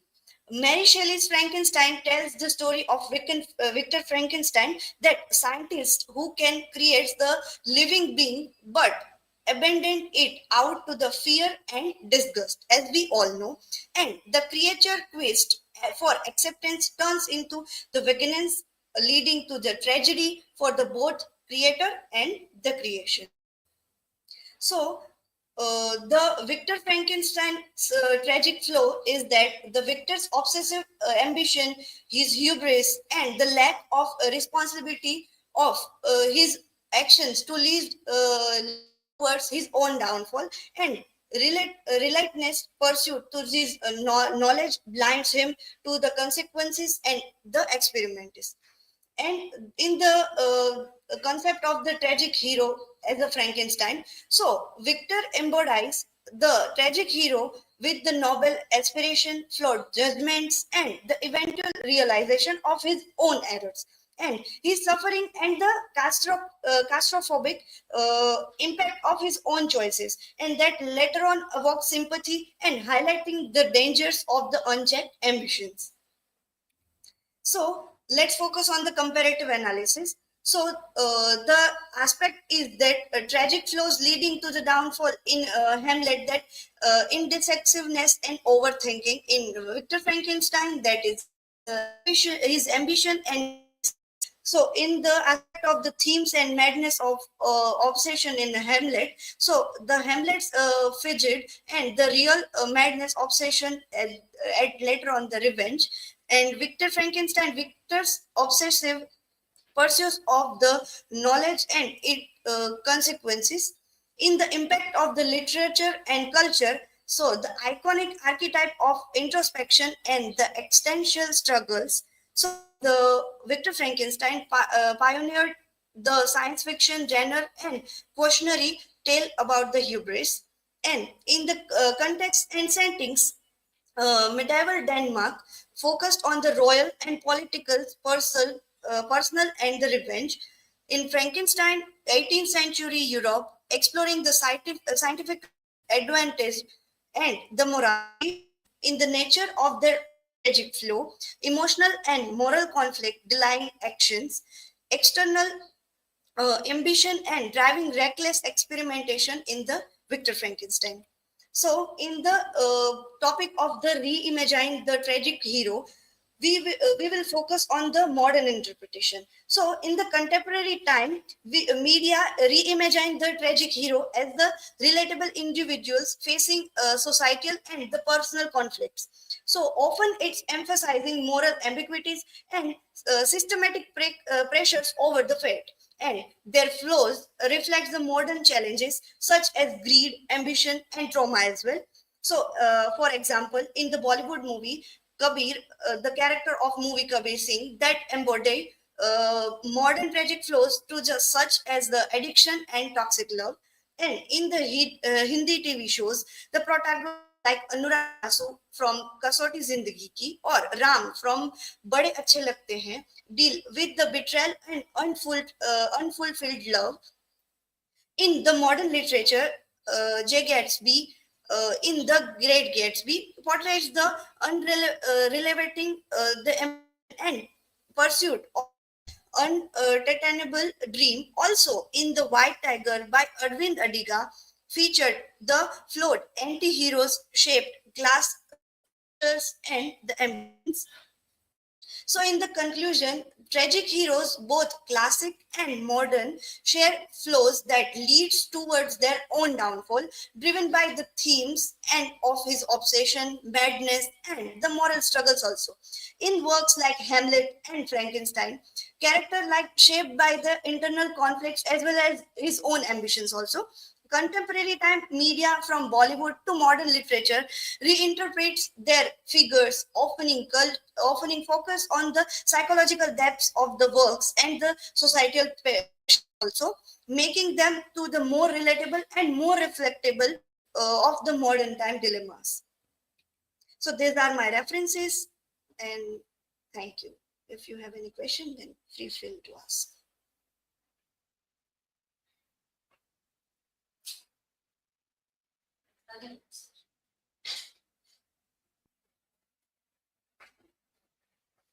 Hiral, my question is for you. You highlighted that Kabir Singh is a modern tragic hero.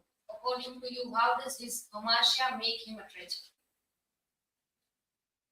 So in the Kabir Singh movie, I found that Hamersha in the Kabir character his uncontrollable anger and his obsession towards love and his occupation that leads him to his own downfall. And that's why I found that Kabir Singh into own tragic hero in the modern times.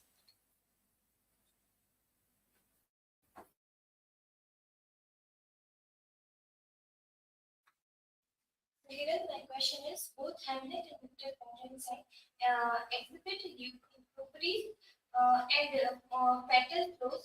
Do you think either of them fully fits Aristotle's definition of a tragic hero, or do they subvert it?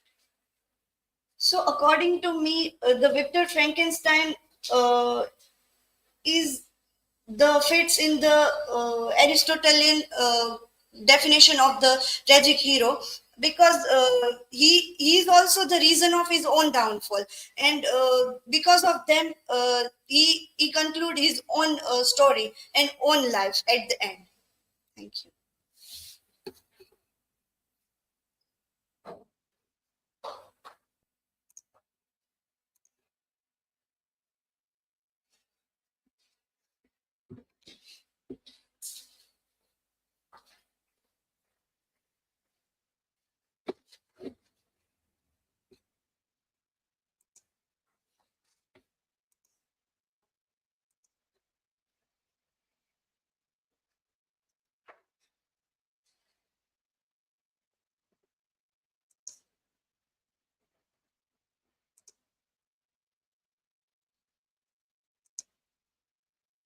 Good afternoon, everyone. This is Jayshree. Today I am going to give a presentation on duality in music, empowerment and control in popular culture. This is about me. This is the table of content. The hypothesis for my presentation is that music functions as a dual-edged tool, serving both as a medium for personal and collective empowerment and as a mechanism for societal and institutional control. My research question is, how does music simultaneously act as for a tool for empowerment and a means of control in contemporary society? So we start with duality in music, empowerment versus control, that how music empowers us and control us. Music has the power to uplift, inspire, and connect people emotionally and spiritually. It serves as a tool for self-expression, giving voice to individual and collective identities, and prompting social changes. It controls the music controls because music can also be used as a shape to limit individual expression through censorship, restriction, and influence over message. The duality of empowerment versus control in music highlights its complexity and sometimes conflicting role in society. So music as a tool for empowerment in social movements. Like in many social movements, music are used as empowerment. Music empowers social movements like movements by uniting people, amplifying marginalized voices and inspiring actions through powerful lyrics, visuals, and resonant genres. It is an unifying force that expresses struggles, strengthens collective identity, and mobilizes communities in the fight for justice. Here are some historical examples.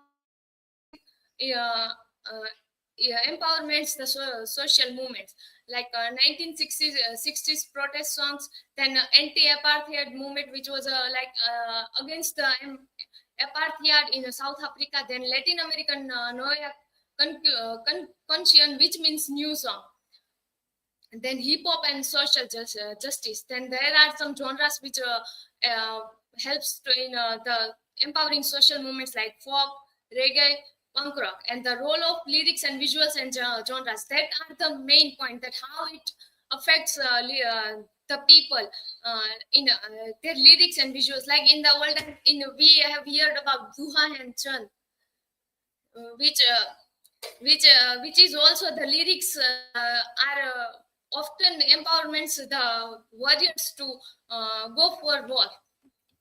Then feminism in popular culture, that how music is music is depicting the feminism, empowerment of women. Feminist themes in music challenge stereotypes and advocates for equality, uplift women's voices. These are some examples of the singers who represents feminism in music. Challenges and control to when we are depicting feminism, there are some challenges and control that female artists face industry pressure that limit their freedom of expression.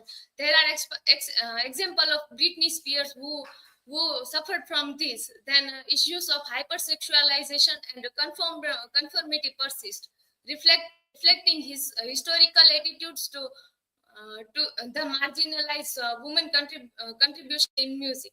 Then the work of feminist. The work of feminist musicologists like Susan McClary and Marcia Jessitron emphasize the need to recognize and celebrate women's roles in music, advocating for a more inclusive narrative. Controversies in feminism and music. So there are many songs which lyrics are like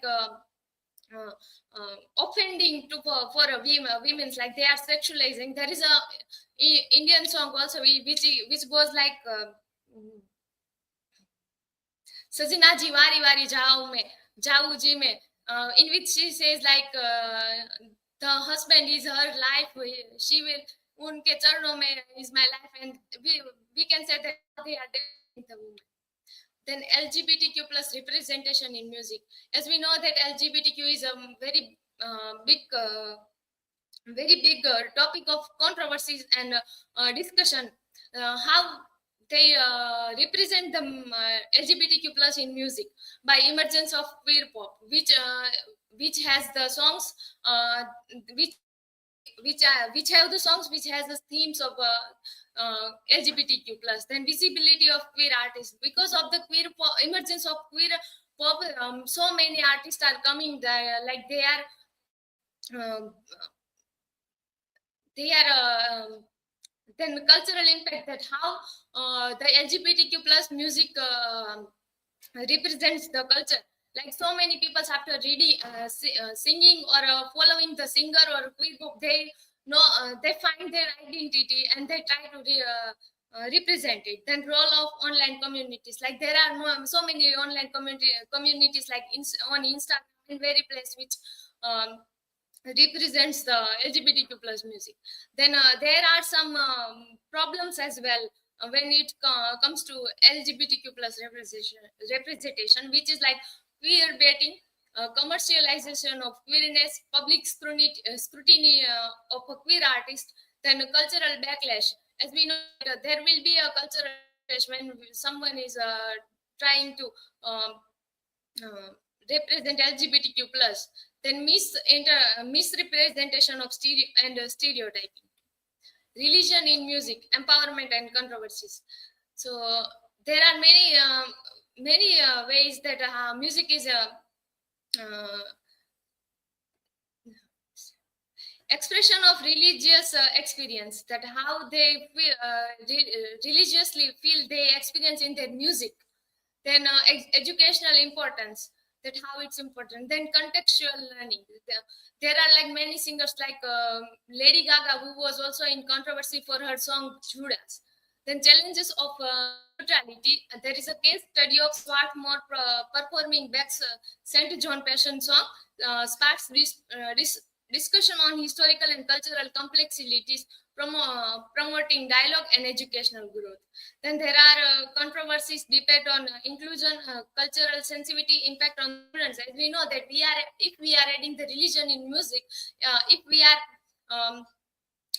talking good about religion, then it will be appreciated by everyone. And if we are criticizing, then we know that there will be a big backlash. There are some examples of it. So as we know that current Deepika Padukone, who was in a controversy for her orange color bikini, which was called as the Bhagwa color. So that the song was not even about religion. Like no one was mentioning any god or something. Like it was just a color.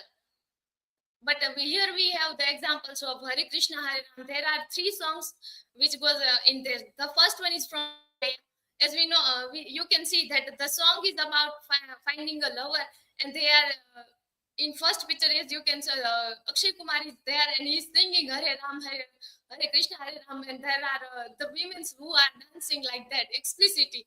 There are, then the women are also dressed in the clothes, like there is also, they they have brought up the maybe a god's name and something like that, and there was no controversy, no one seen that here they are explicitly explaining that how they are wearing the clothes. Then Akshay Kumar has also in his turban had a symbol of Shiva, and they are singing like that. Then Bulbulia 2 and Bulbulia 2's song Hare Krishna Hare Ram, and the Commando 2's Hare Krishna and Hare Ram is also that same thing goes on. And so in these three songs there was no controversy. When in meanwhile they depicted that God by their name, by wearing the clothes, they have no problem. But meanwhile when Deepika wear orange bikini, they had a problem. So then there is another that how we are saying that. So if I take an example of few days, we have a Navratri and we know. So there was a Garba Mahashab going on. So it goes like Kam Mariya Re Tari Kam Mariya, and then it goes like Mari Melody Maha. So first they are sexualizing Kam Mariya Re Tari Kam Mariya. That is sexualizing the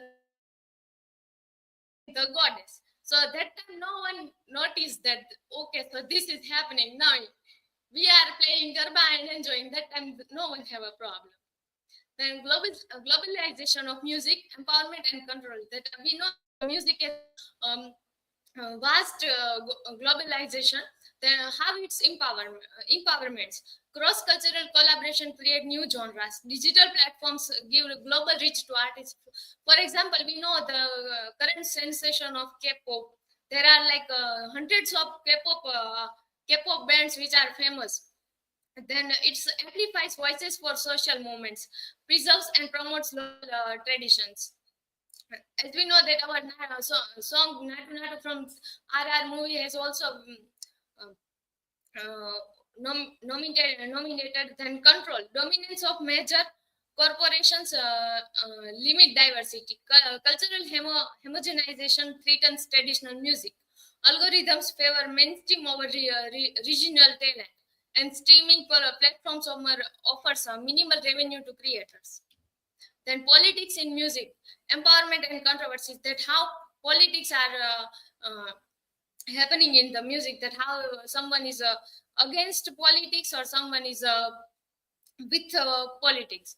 So music as a political tool. Music serves as a powerful medium for protest and social justice, as I mentioned in the first, then exemplified by Kendrick Lamar's All Right in the Black Lives Matter movement and rage against the machines, anti-authoritarian senses. Then a dual role of music. While political music can empower social change by articulating collective sentiments, it can also be manipulated as propaganda to state improved narratives. Then political controversies in music. That there are many political controversies are in government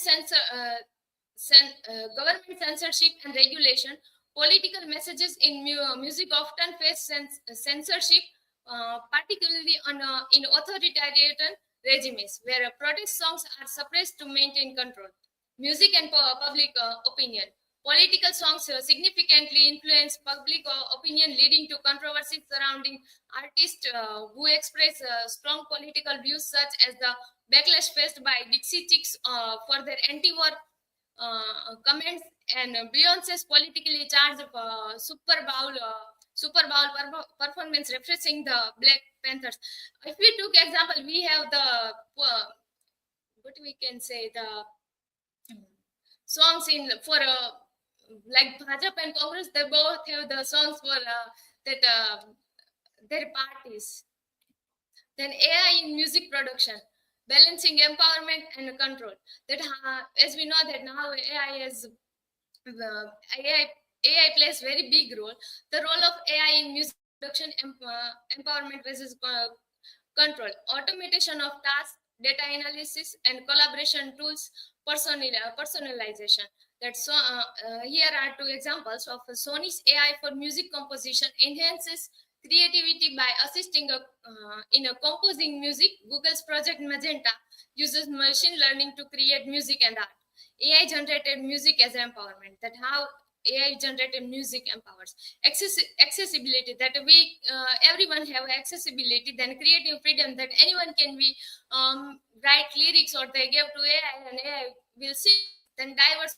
Then we AI also can generate many voices. Then cost effectiveness. That it will be low cost. We know that then there is increased revenue for streaming. For example, AI generated music can create a synthetic artist boosting playlist streams and playlist streams. Then AI generated music to control it. That how it can control the culture. Commercialization, standardization, surveillance, influence on music consumption. And recommendations shape listening habits, often sidelining human artists. Commercialization focus on marketable algorithm driven music over creative expression. So here are the example of some AI generated.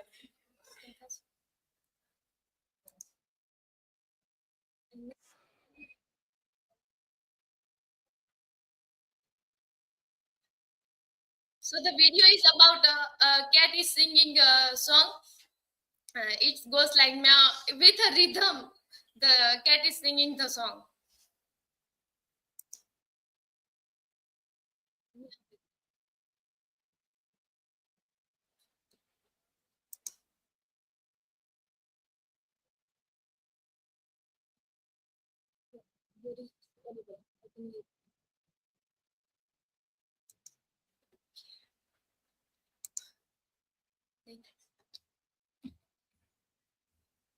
So, there are four. Then we have our Prime Minister Narendra Modi singing a song of AI cover of Echo Band's member Jungkook's standing next to you.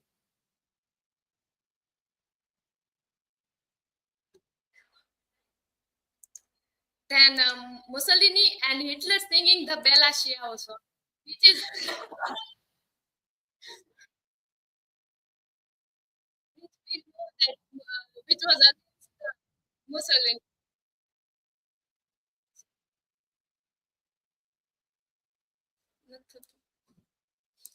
And the another one is AI generated a song of the artist The Weeknd, which is generated in voice of the Michael Jackson. We know that he has died, but still we can create the songs with the help of AI.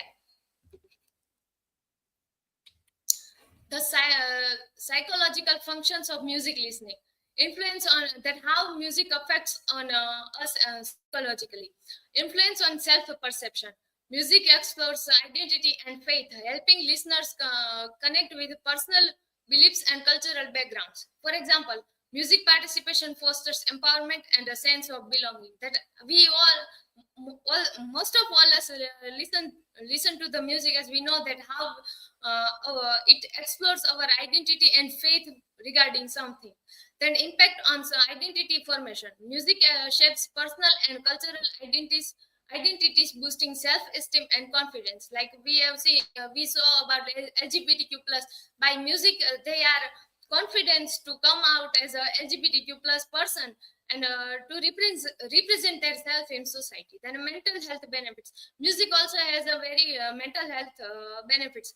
Music and engagement is linked to better mental health, aiding mood regulation and emotional competence. For example, music as a therapeutic tool for use facing mental health challenges. Like many of psychotherapists uses the music. Then social cohesion. Music promotes social connection and community, enhancing unity and emotional supports. Like if we say there are many fandoms exist and they are meeting new peoples in the fandoms. In conclusion, I would like to say that music empowers marginalized This challenges societal norms and creates movements. However, it can also be used by the industry to reinforce power structures and control narratives. Music amplifies feminist and LGBTQ plus voices, promoting change. Yet, the commercial music industry may dilute these messages for mainstream appeal. Music can reinforce religion and political agendas or serve as a tool for protest, shaping and challenging societal values. AI and digital tools democratize music creation, but also enable commercial manipulation and sound standardizing, recognizing the music's dual role requires awareness of its potential to empower and control, influencing both individual and collective identities. Thank you. This is our references. Now, if anyone have a question, you may ask me.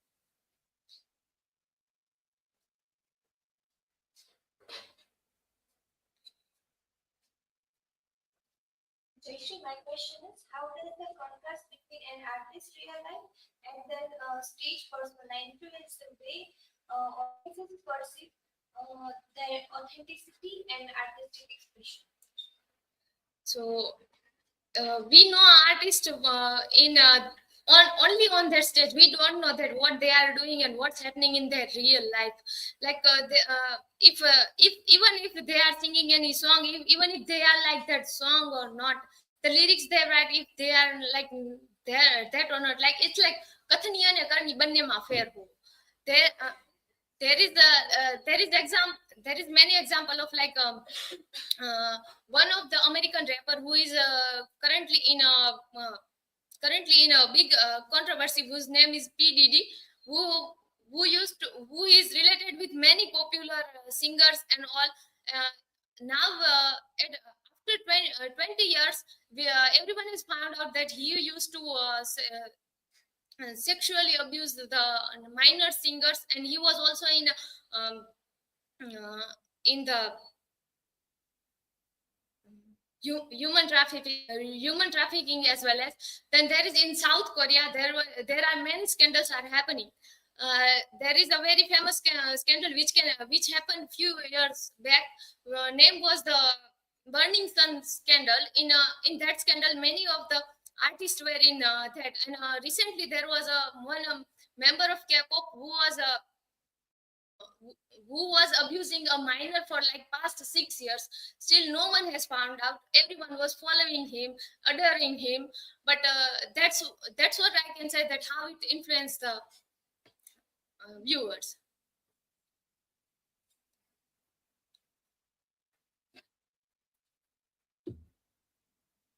So Jayshree, my question is for you, that how does music globalization impact on artists' creativity and cultural identity?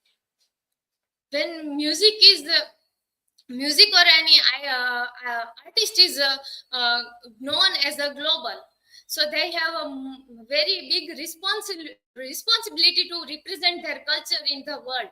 Like they have pressure that how they are representing it, and artists also have to suffer so many problems.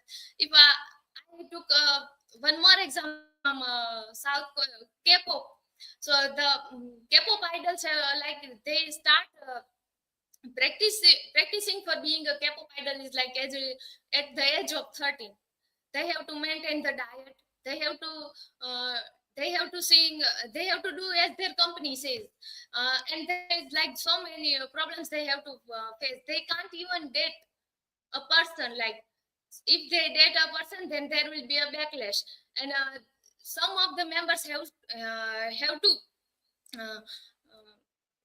to ban from the label or something like that.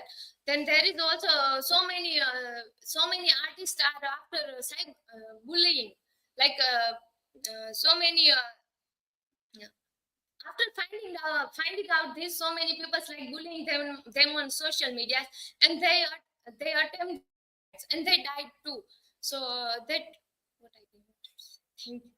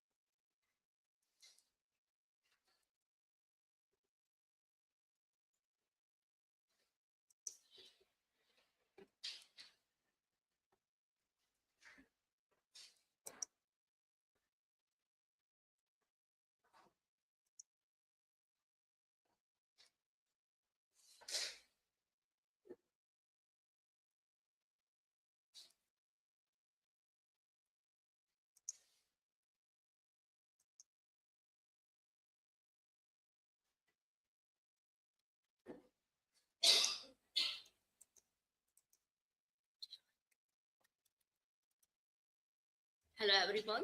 I am KAVITA CHAUHAN and first day of presentation. My topic is cultural fear of the other, monstrosity and alienation in Frankenstein and Hamlet.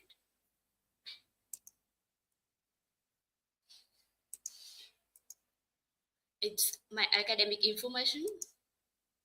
It's point to ponder and start presentation with introduction to cultural study.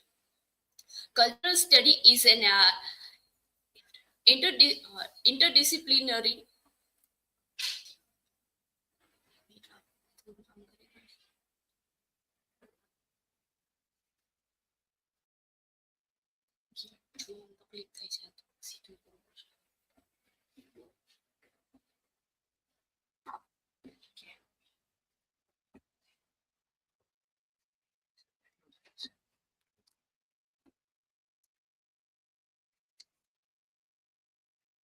Introduction to cultural study. Cultural study is interdisciplinary field that examines the relationship culture and social institutions. It's emerged in the British in 19 figure like Stuart Hall and Raymond Williams, shaping the development. The field explored how the power dynamic related to class, race, gender and ideology influence cultural practices. Cultural studies emphasize that culture is not fixed, but constantly evolving through social and historical process. It has had a significant impact on various academic disciplines, include sociology, literature, and media studies. About the Frankenstein and Hamlet. Frankenstein, novel Mary Shelley. It was scientific gothic horror genre. Was followed the Victor Frankenstein, a scientist who create creature but abandoned it due to fear and disgust. The creature rejected by the creator and society face isolation and turned vengeful, highlight the consequence of neglect and societal rejection. And second is Hamlet. It was written by William Shakespeare, center on the Prince Hamlet, who craved with avenge his father's murder while facing moral dilemma and societal pressure. His contemplative nature and erratic behavior set him apart, leading to his isolation and the practice of madness. Both are the central theme is the alienation, identity, and societal judgment. The concept of other in cultural study. Definition: othering refer to the process which the societal view or treat certain individual group are fundamental different, alien or outsider, dominant societal norms. This process labels them as a other, create a sense of separation of illusion. In cultural studies, othering refer to the process of labeling certain individual or group different of alien, leading to marginalization and inclusion. This fear of the other reinforce societal norms and power structure.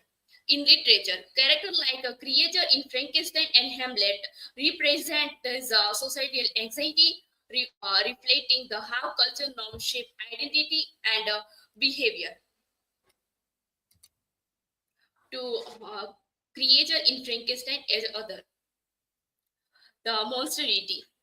In the Frankenstein, the creature's appearance and unnatural origin evoke the society's fear of the otherness.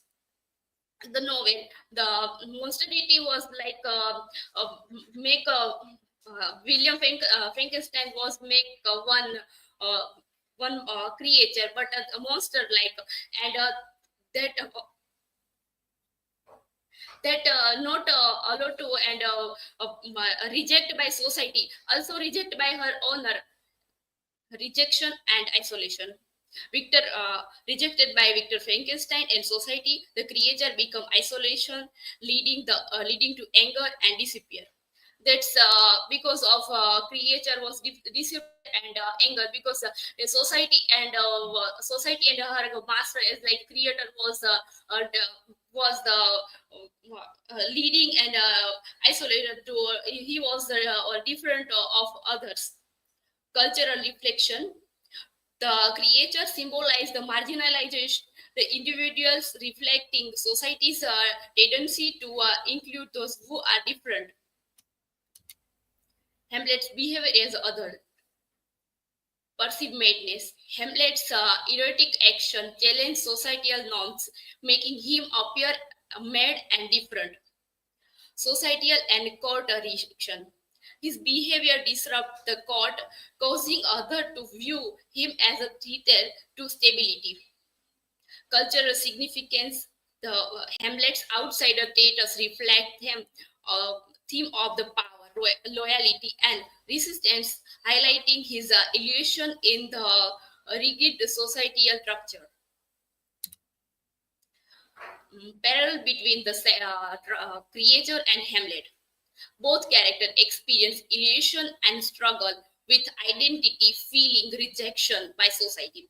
The creator's isolation stems from the appearance and rejection, while Hamlet's come from his inner turmoil and inability to fit into the societal acceptance. Both are the same is avoided by society and they have no accept of the societal acceptations. Monstrosity versus madness.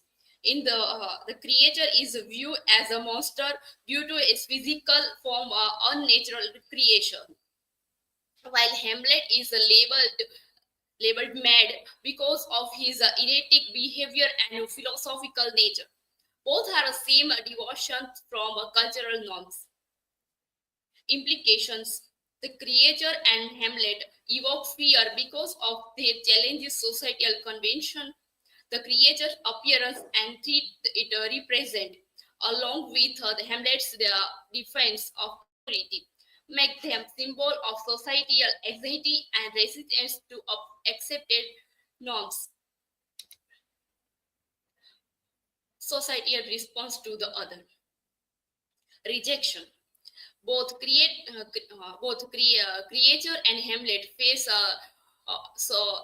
solution hostility. The creature is abandoned and rejected, while Hamlet behavior make him an outcast.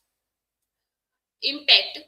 Being othered lead to violence, resentment, and tragedy, with both characters suffer from the consequences of their marginalization. Border reflection. The response of the other reflect society's need from conformity, those who divide from norms and rejected and punished, highlighting societal fear of difference. And the conclusion. In conclusion, both Frankenstein and Hamlet highlight the descriptive effects of illusion and othering, revealing how society marginalizes those who are not comfort in the norm, and created reject Hamlet's perceived madness, mirror culture, fear of the difference. And they serve as like a reminder of harms caused the prejudice and illusion. Ultimately, they call for a greater empathy and understanding in our response to diversity. And it's my references. And thank you. Now, if you have a question.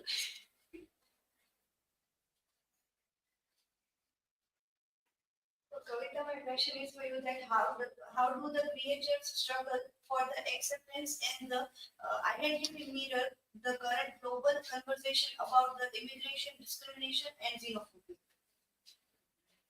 Okay.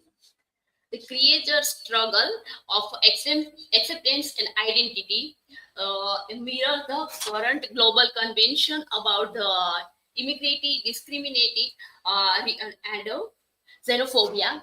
It's related to the creator how to struggle is for her identity in Frankenstein.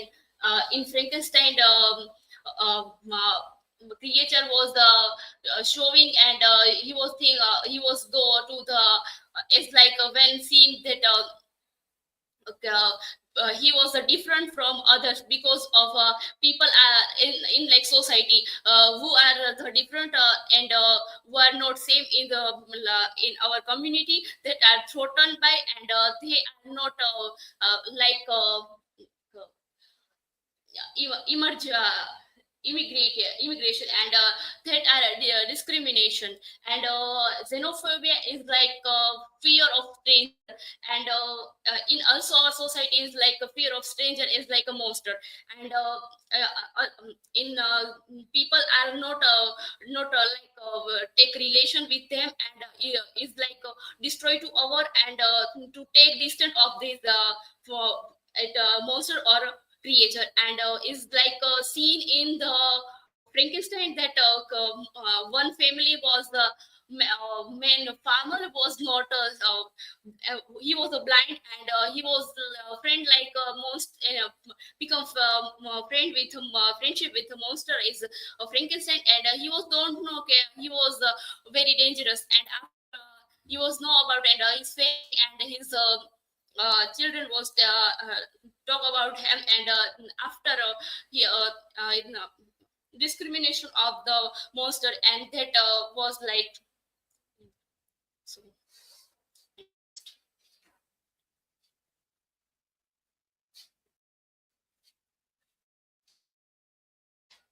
So, Kavita, as you discussed about monsters, so can you tell me that what contemporary examples of monsters or outsiders in the media or film challenge audiences to reconcile who or what is truly monstrous? um, in the film is like I think my my name is Khan, and article 50, it was character like my name is Khan is uh, his identity and mm, and he was think about like his protagonist Mr. Khan's uh, character like protagonist to think about he was don't know about his religion and his caste background ability of misunderstanding that like people are threaten them, and the second same like article 15 in character like they are outsider is like who are marginal people in the movie, as they are not not a ability to have the work and live with us, as like a caste religion and marginal people throughout the class. So this is from my side, and thank you.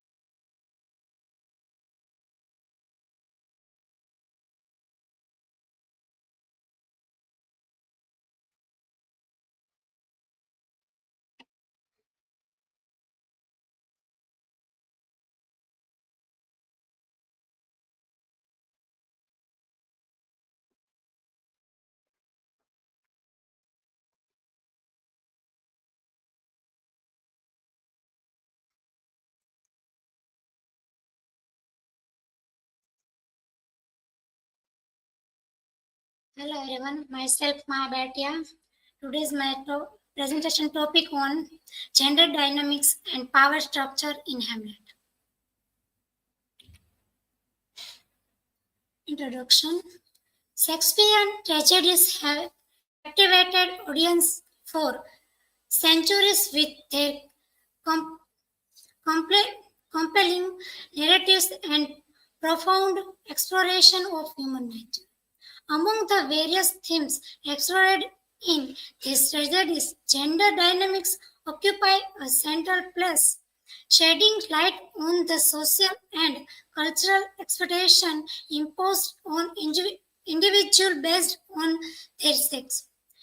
This research article adopts a feminist perspective to critically examine the gender dynamics present in Shakespeare's tragedies, aiming to reveal the ways in which the playwright challenged or reinforced traditional gender roles. To provide a comprehensive analysis of the gender dynamics in Shakespearean tragedies, the study will employ a feminist perspective drawing upon feminist literary theory. Gender roles. The voices of Shakespeare's women call across the ages for women to express their thoughts, emotions, intelligence, and spirit. These voices are voices of a wide range of intellectual, emotional, and psychological dimensions of woman and womanhood.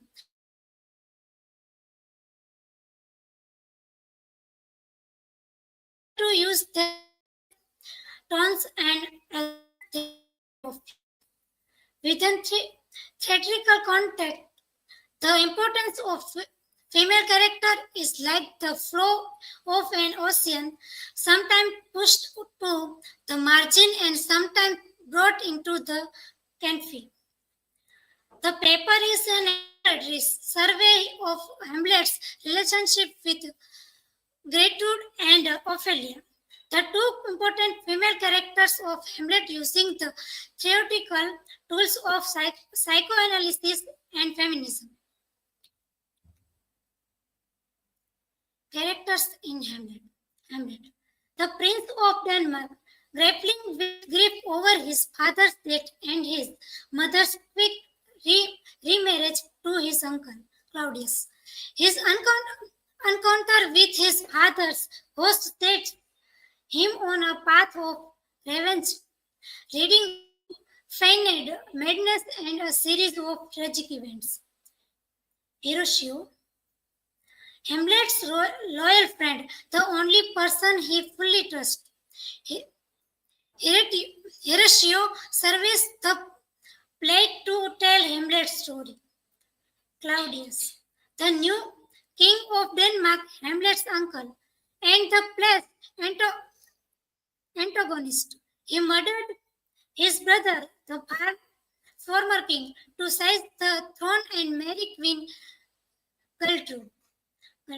Hamlet's mother and Queen of Denmark, whose hasty remarriage to Claudius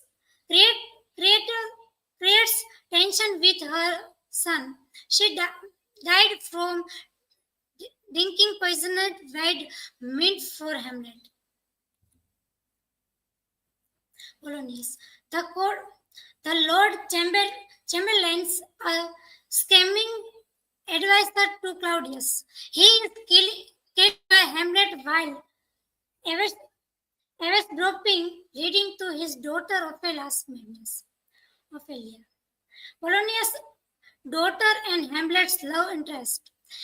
Heartbroken by her father's death and Hamlet's rejection, she descends into madness and rose. Latest. Polonius' son, driven to avenge his father's death, he conspires with Claudius to kill Hamlet, but is himself killed by his own poisoned sword.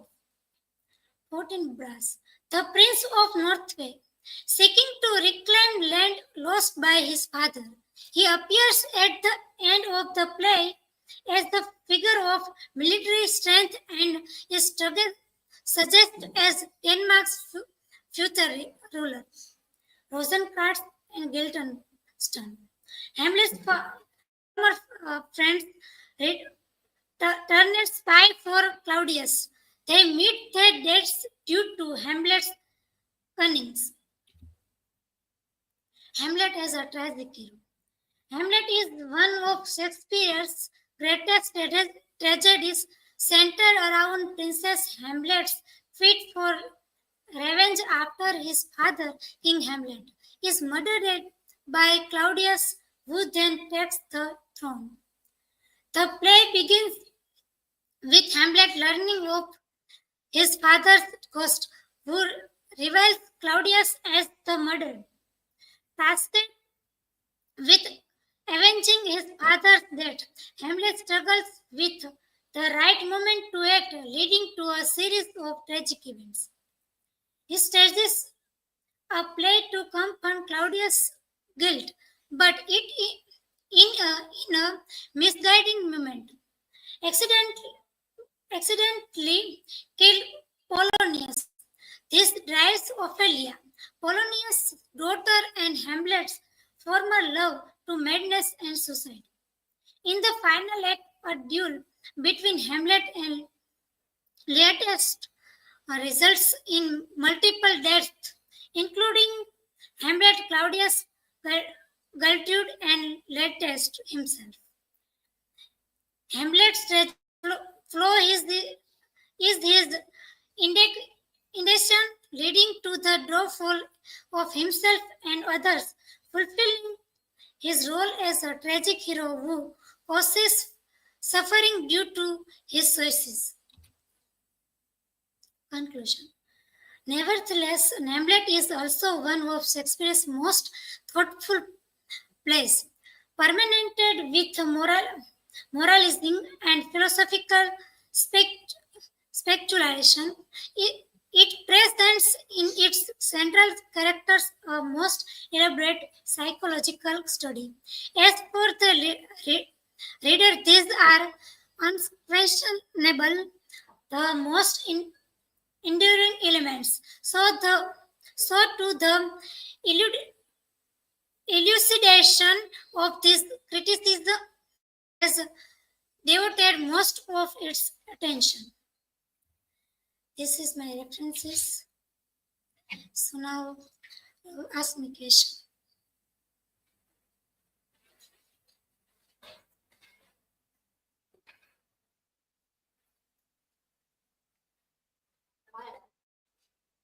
My question is, how does the Grattan's role complicate the traditional view of women power?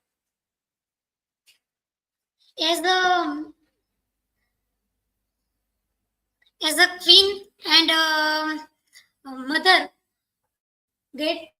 granted of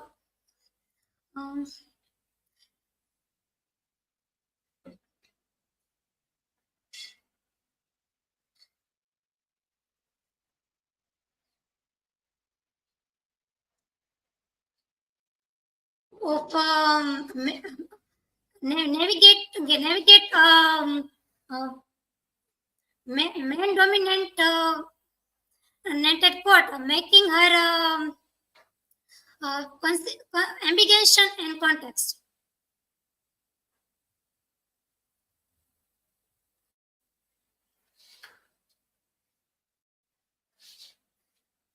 So my question is that why are gender dynamics significant in understanding Hamlet? Gender dynamics Hamlet in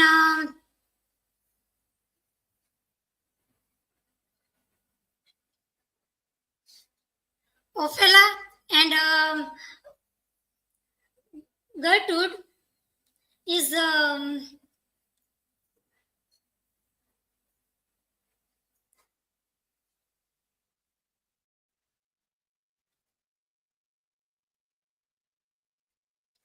female role and power and a societal construct In Hamlet, highlighting of themes of power, sexuality, consequences, and gender exploitation. Thank you.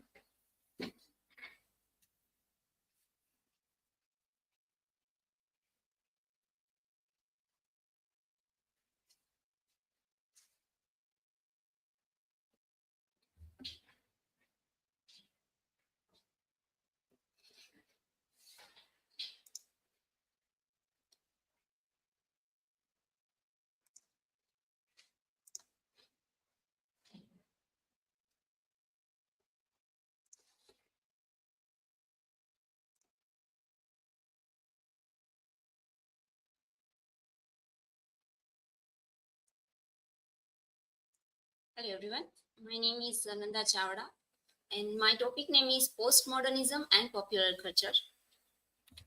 This is my academic information, table of content in which I am going to discuss introduction, cultural studies, postmodernism, popular culture and conclusion. First start with the introduction. Introduction of culture studies. Culture studies is also called the cultural science. It is an interdisciplinary field of scientific branch that examines the dynamics of contemporary culture and its historical foundations. Cultural studies was initially developed by British Marxist academics in late 1950 century. Cultural studies generally investigate how cultural practice relate to wider system. Cultural studies combines a variety of critical approaches drawn including Marxism, feminist theory, postcolonialism, and postmodernism and media theory. These are my questions, research questions. How do culture practices reflect and influence system of power? And hypothesis, cultural studies suggest that cultural practices both support and challenge power structures through approaches like Marxism, feminism, and postcolonialism. It reveals how culture can enforce social norms while also providing a way to resist and redefine power. These are 5 types of cultural studies. First, British culture, materialism, new historicism, American multiculturalism, postmodernism, and popular culture, postcolonial study. First, postmodernism. Postmodernism prefix which time of beliefs in which after an absolute universal truth. After the time of belief in absolute universal truth. Postmodernism is a late 20th century movement in philosophy and literary theory that generally questions the basic assumptions of Western philosophy in the modern period. Postmodernism, like post-structuralism and deconstruction, is a critique of aesthetics of preceding age. But besides mediocrity, postmodernism celebrates the very act of dismembering tradition. Beginning in the 1980s, postmodernism emerged in art, architectures, music, film, literature, sociology, communication, fashion, and other fields. Now, modernism versus postmodernism. Modernist literature rejects the Victorian aesthetics of perspective, morality, and the using new technique. Technique drawn from psychology experimented with the point of view, time, space, and stream of consciousness writing. These are major writers, which is Virginia Woolf, James Joyce, Ezra Pound, T.S. Eliot, Wallace Stevens, Franz Kafka, and William Faulkner, and many others. Modernists typically displayed as an emphasis on impressionism and subjectivity, on how subjectivity take place rather than on what is the perceived. Postmodernism borrows from modernism disillusionment with the givens of society, penchants of irony, the self-conscious play within the work of art, fragmentation and ambiguity. While modernism presents a fragment view of human history as Eliot's works and the Westleys, these fragmentation seen as a tragedy. Frederick Jameson sees artistic movements like modernism and the postmodernism as a cultural formations.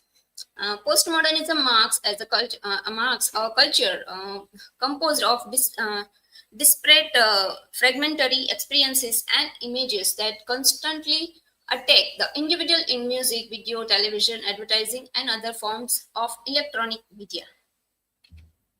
Now, popular culture is also called a mass culture or pop culture. It is generally recognized by members of society as a set of practices, beliefs, artifacts, output, and objects that are dominant or prevalent in a society at a given point in time. There was a time before 1960 when popular culture was not studied by academics, when it was just popular culture. Within American studies programs at first and then later in many disciplines, including semiotics, rhetoric, and literary criticism, film studies, anthropology, history, women's studies, critics examine such a cultural media, pulp fiction, comic books, television, film, advertising, popular music, and computer cyberculture. Popular culture in four prediction analysis, textual analysis, historical analysis, audience analysis. In prediction analysis, ask questions like who owns the media, who creates the text, and why. And in textual analysis, examine how specific works of this culture create meanings. In audience analysis, it asks how different groups of popular culture make similar or different sense of the same text. And historical analysis, it investigates how these other three dimensions change over time. First, see the Frankenstein.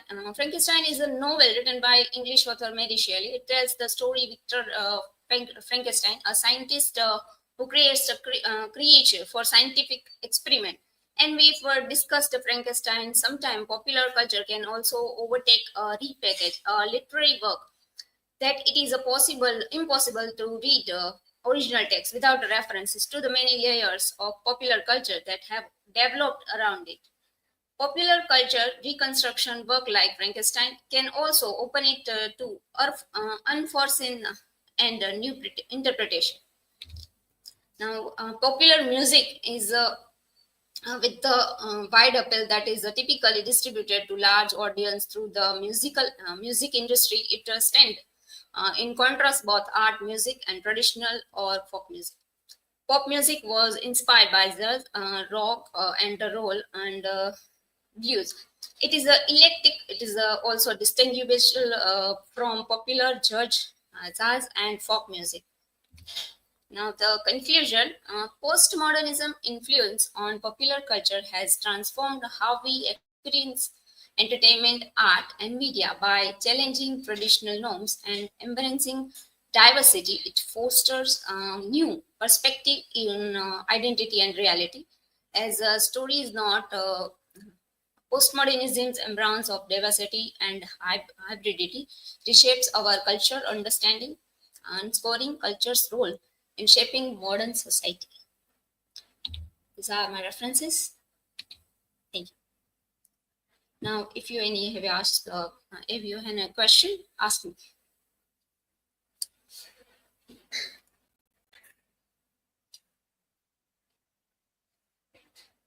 Well, my question is, can you give me example of the postmodern element in the Indian popular culture?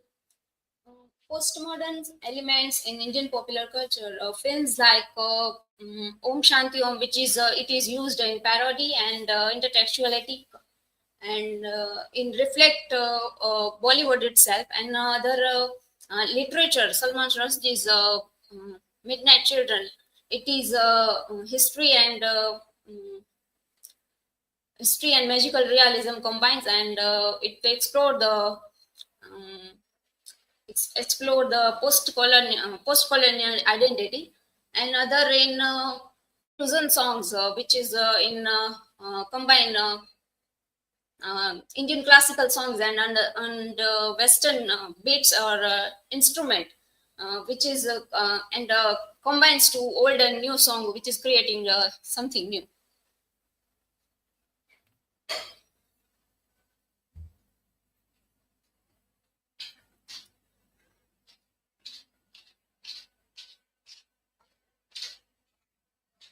Nanda, my question is, in what ways does studying postmodernism and popular culture together help us understand today's society? Studying postmodernism and popular culture together help us understand today's society has a see that has so many different ideas or opinions. We can shown as media and culture, which is have a different opinion and ideas by influencing. Um, uh, we can say the influencing our thoughts and different opinions, which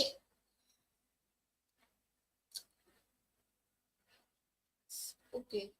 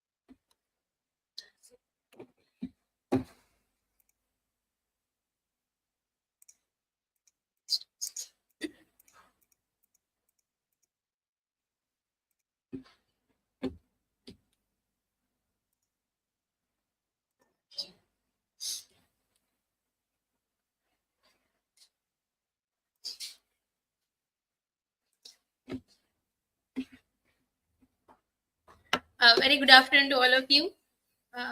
Myself, RESHMA. Today I am going to deal with the topic related to cultural studies, new historicism, and Laputa and Gulliver's travel. This is my personal information. This is my table of content with which I'm going to deal. Introduction to new historicism, historical context behind Laputa and Gulliver's travel. Third, new historicist analysis of Laputa and Susan Bruce's interpretation of Laputa. Conclusion and reference. So first, to go with introduction to new historicism, where new historicism is defined as examines literature in relation to the historical context in which it was created, exploring the interplay of power, culture, and society. The new historicism is first of a new, one of the most recent developments in the contemporary theory. It is still evolving, where Stephen Greenblatt coined the term new historicism in the year 1980s. So, new historicism is a form of literary theory which aims to understand the intellectual history through the literature and literature through its cultural context. Where he is also a Renaissance Shakespeare scholar who played a major role in the rise of new historicism term. And where Michael Warner has said that the text is historical and history is textual. Means he is trying to tell us that any piece of writing, like book, novel, etc., which is being written, it is not written in isolation, but it is being shaped by the time and place where it is when it is written. And history is textual, where it means like without a record of history, we cannot understand history. So to understand history, we should have records like in written form and letters, pamphlets, etc. To understand the history of the text during that time and place which was created or written by the writer. Where Frederick Jameson also stated that always historicize, means he's trying to tell that any piece of work or writing cannot be understand by cannot be understand at what time and place it was written, and it should be always the text should be always historicized. Next, historical context behind Laputa and Gulliver's travel. The 1727 scandal, in which the case of merit of woman, we can see that she gives birth to rabbit woman, where she gives birth to rabbit woman 17 times, who convinced medical professionals, and she had given birth to rabbits. Yes, impact on society, which reflects the anxieties about the rise of science, the changing role of women, and the control over female bodies, which we can see in Laputa, that how females are utilized as sexual desire, reduced as a sexual desires in Laputa. Shifts satire, where he critiques the absurdity of science, which is detached from reality. Means they are busy in their abstract world, and they are unaware of the reality world, and the misogynistic control of women bodies, who are having control over women, and they are woman haters. So it is a misogynistic control of women body. It is said male versus female dynamics in Laputa. Male importance. Men of Laputa are obsessed with abstract sciences detached from reality. Yes, flappers, who are the assistants who use the device, and with that they slap the man to their absent-minded. Means when they are they went into the abstract world, to bring them to reality, they are being slapped with the device and slap. They are called as flappers. Female agency. Laputian women are lively fond of Balni Barbarian man and challenge their husband's control. Balni Barbarian man is a king of the land Laputa island. Connection to language. Control over women extends to controlling their language and discourse. How we can see that in Laputa, that how women are being controlled in that way by in language also they are being ruled and controlled. A new historicist analysis of Laputa. New historicist analysis of Laputa, it emphasizes the historical intellectual context of shifts time, particularly the rise of enlightenment, science, and the political power structures of early 18th century England. Shift satires of the Laputans can be seen as a critic of the intellectual elitism and the perceived dangers of scientific rationalism, as well as commentary on colonial power dynamics and political corruption. So by placing Gulliver's travel within its cultural and political context, a new historicist reading uncovers how shift works, participates in critiques, and reflects the power structures and ideologies of the time. Susan Bruce's interpretation of Laputa. Laputa as a female anatomy. Why it is stated as Laputa as a female anatomy? Because the shape of the Laputa island was in a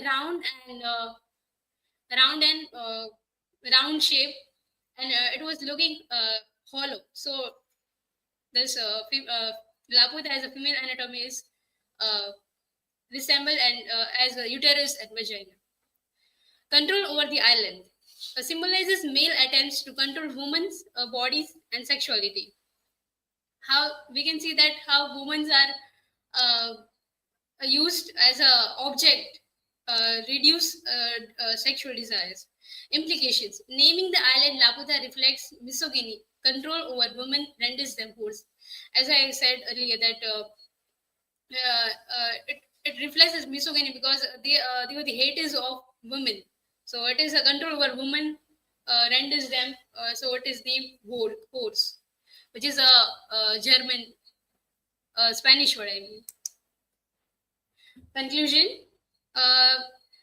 We can see that Laputa serves as a reach site for new historicist analysis, as it reflects the anxieties, critics, and tensions of the early 18th century intellectual landscape. And he also uses the satire of the Laputans, who they are impractical, who are away from real world. Oppressive use of knowledge to challenge the excesses of enlightenment, rationalism, and the growing power of the intellectual and political elites. At the same time, he also critiques the wider social and colonial structures that allowed such disconnections from reality to thrive. So, a new historicist reading illuminates how Gulliver's travel not only comments on his own time but also participates in the larger cultural, intellectual, and political conversations of the era. So, the critique of intellectual hubris, political oppression, and the dehumanizing dehumanizing effects of unchecked power remains relevant today. So, making Laputa a timeless reflection on the dangers of disconnected knowledge and the social responsibility of intellectual and rulers. These are my citations. Thank you.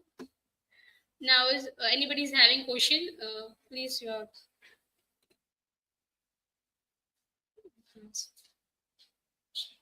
My question is, how does the portrayal of Laputa in Gulliver's Travels illustrate the potential dangers of scientific advancement when pursued without ethical consideration?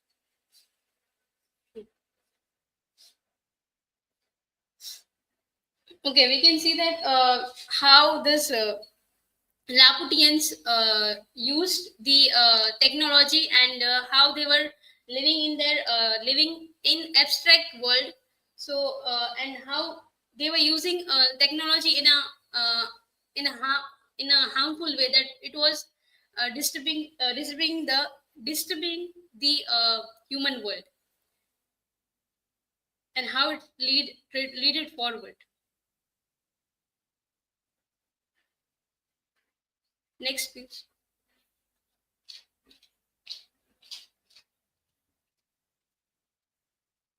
That's my questions.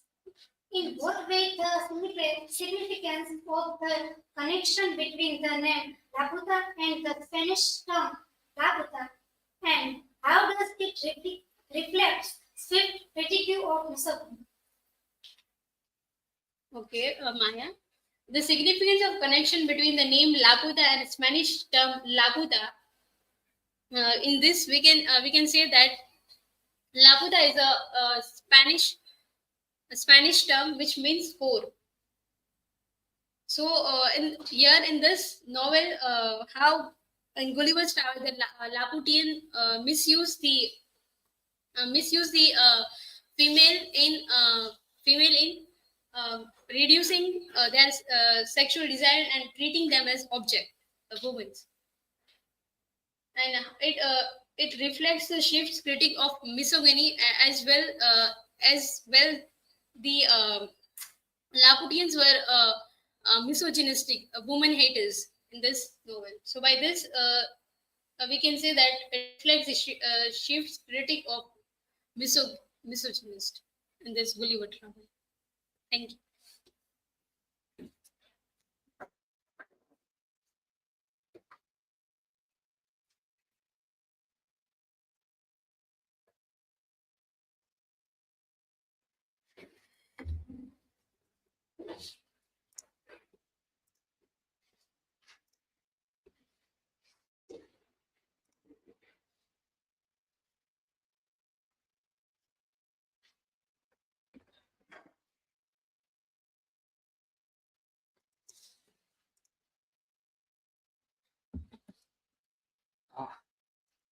Hello everyone, I'm Yasraj Soda, and today I'm making my presentation on feminism and post-feminism, continuity, contrast, and cultural impact.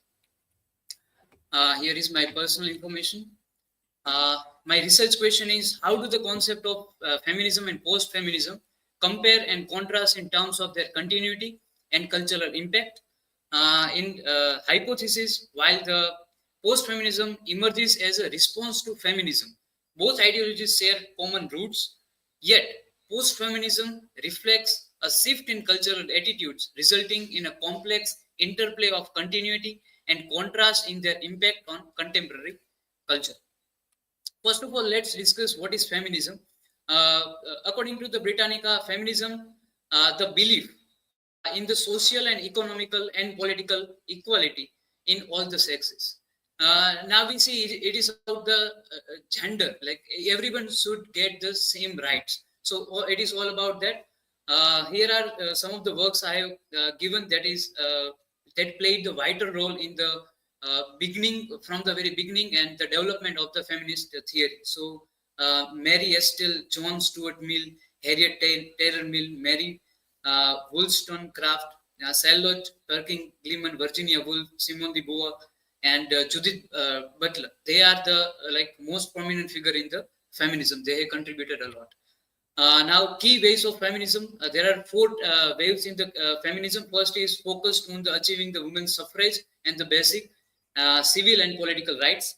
Notable figures are Elizabeth Cady Stanton, Susan B. Anthony, and Lucretia Mott. In the second one, it is around 1960 to 1980s, addressed the social and gender equality, including the sexuality, family, workspace, and the reproductive rights. Notable figures are Bretton Friedan, Gloria Steinem, Simone de Beauvoir, and Virginia Woolf.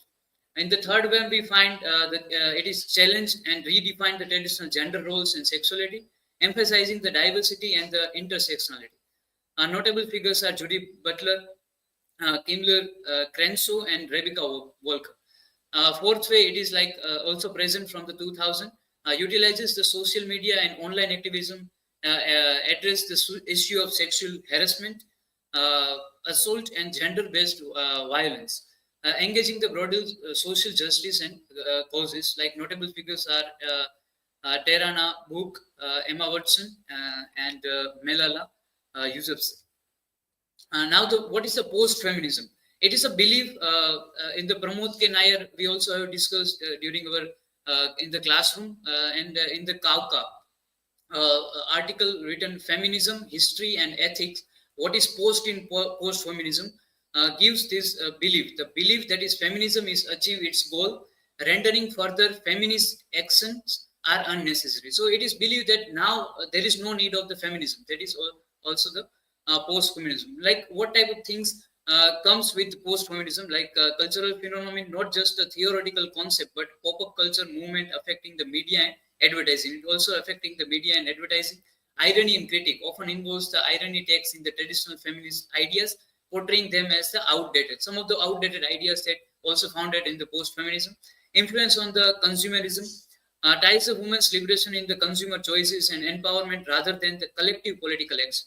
And the historical concept if you see, emerged in the late 1980s, characterized in the cultural shift and the backlash against the feminism.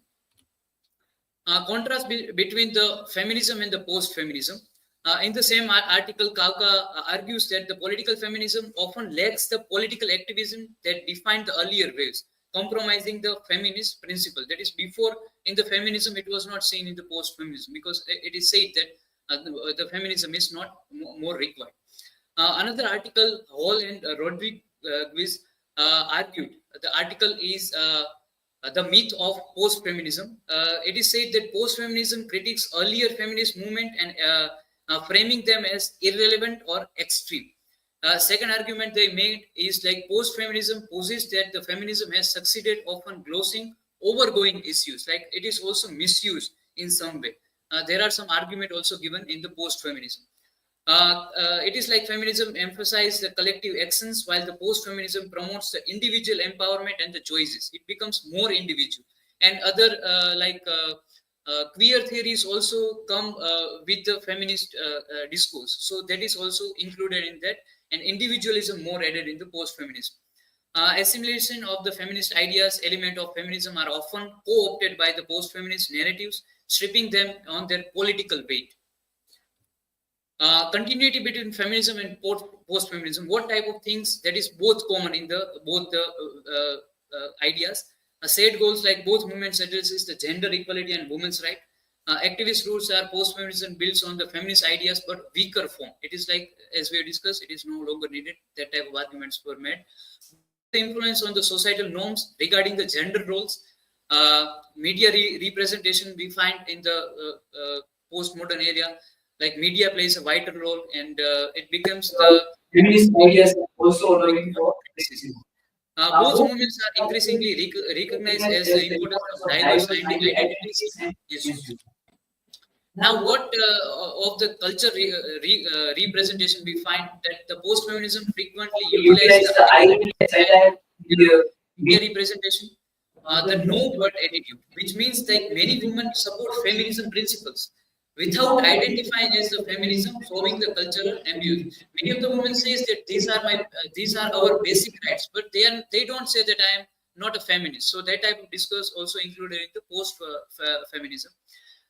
The celebrity influence, we also find the rise of the celebrity culture often intertwines with the post-feminist ideas, presenting the selective view of feminism.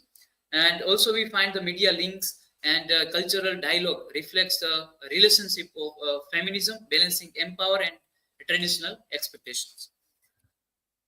Impacts on the culture. Now, how it is also impacted, post-feminism impacted on the culture. The new definition of the feminism is given. It is perceived the irrelevance. Like post-feminism takes their feminism roots are already, as we have discussed. Overall cultural shift, the rise of post-feminism alters the landscape, complicating feminism discourse and activism. Whatever was going on before post-feminism, it was like all the ideas are rediscussed or reimagined in the post-feminism. Social media influence, it is also there in the rise of the internet and the social media platforms. Backlash against the feminist ideas. The narrative portrays the feminism as an extreme, justifying the retreat from the collective landscape. Now, in the conclusion, we can say enduring the legacy, the feminism continues to drive the social change despite the post-feminism change is irrelevant. Now, it is also said that in the post-feminism, but still there are so many works we have to do in the feminist discourse. Need for unity, solidarity, and collective action are essential to address ongoing gender injustice. Reinterpret the feminism today while preserving its core political goals. Encourage participation in feminist discourse to involve the movement and explore now alliance and the activism to navigate the changing gender politics and landscape. Now, like we are going to try slides and this conclusion for language checking. I have used the Claude and ChatGPT, and this slide is I have taken from the slides book platform. So this is from my side. Now I'm open for questions.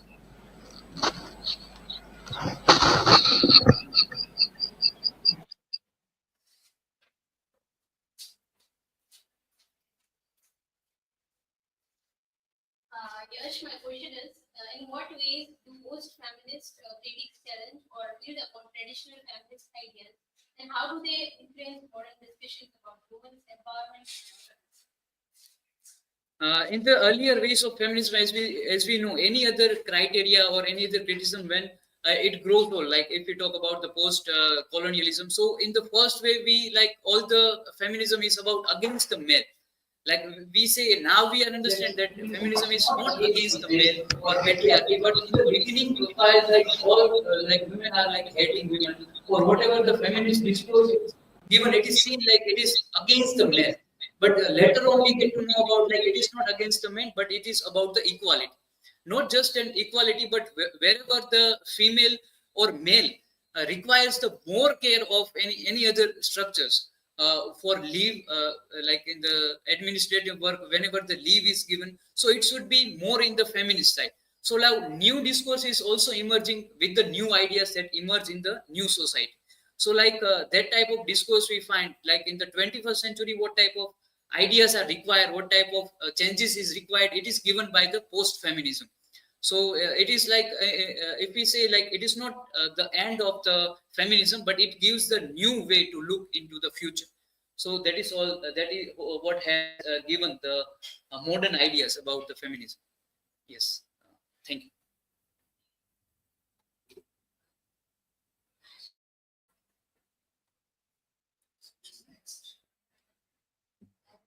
I think Vishwa is absent. Yes.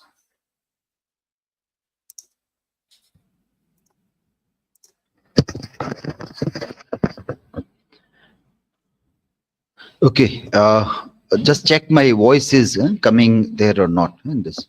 Let us quickly do the feedback work for this.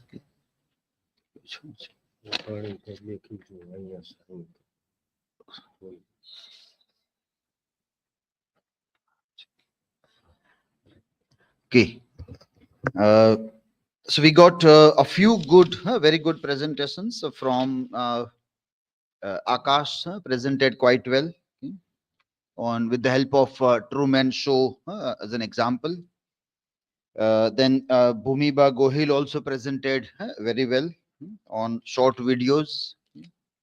DHATRI also did well.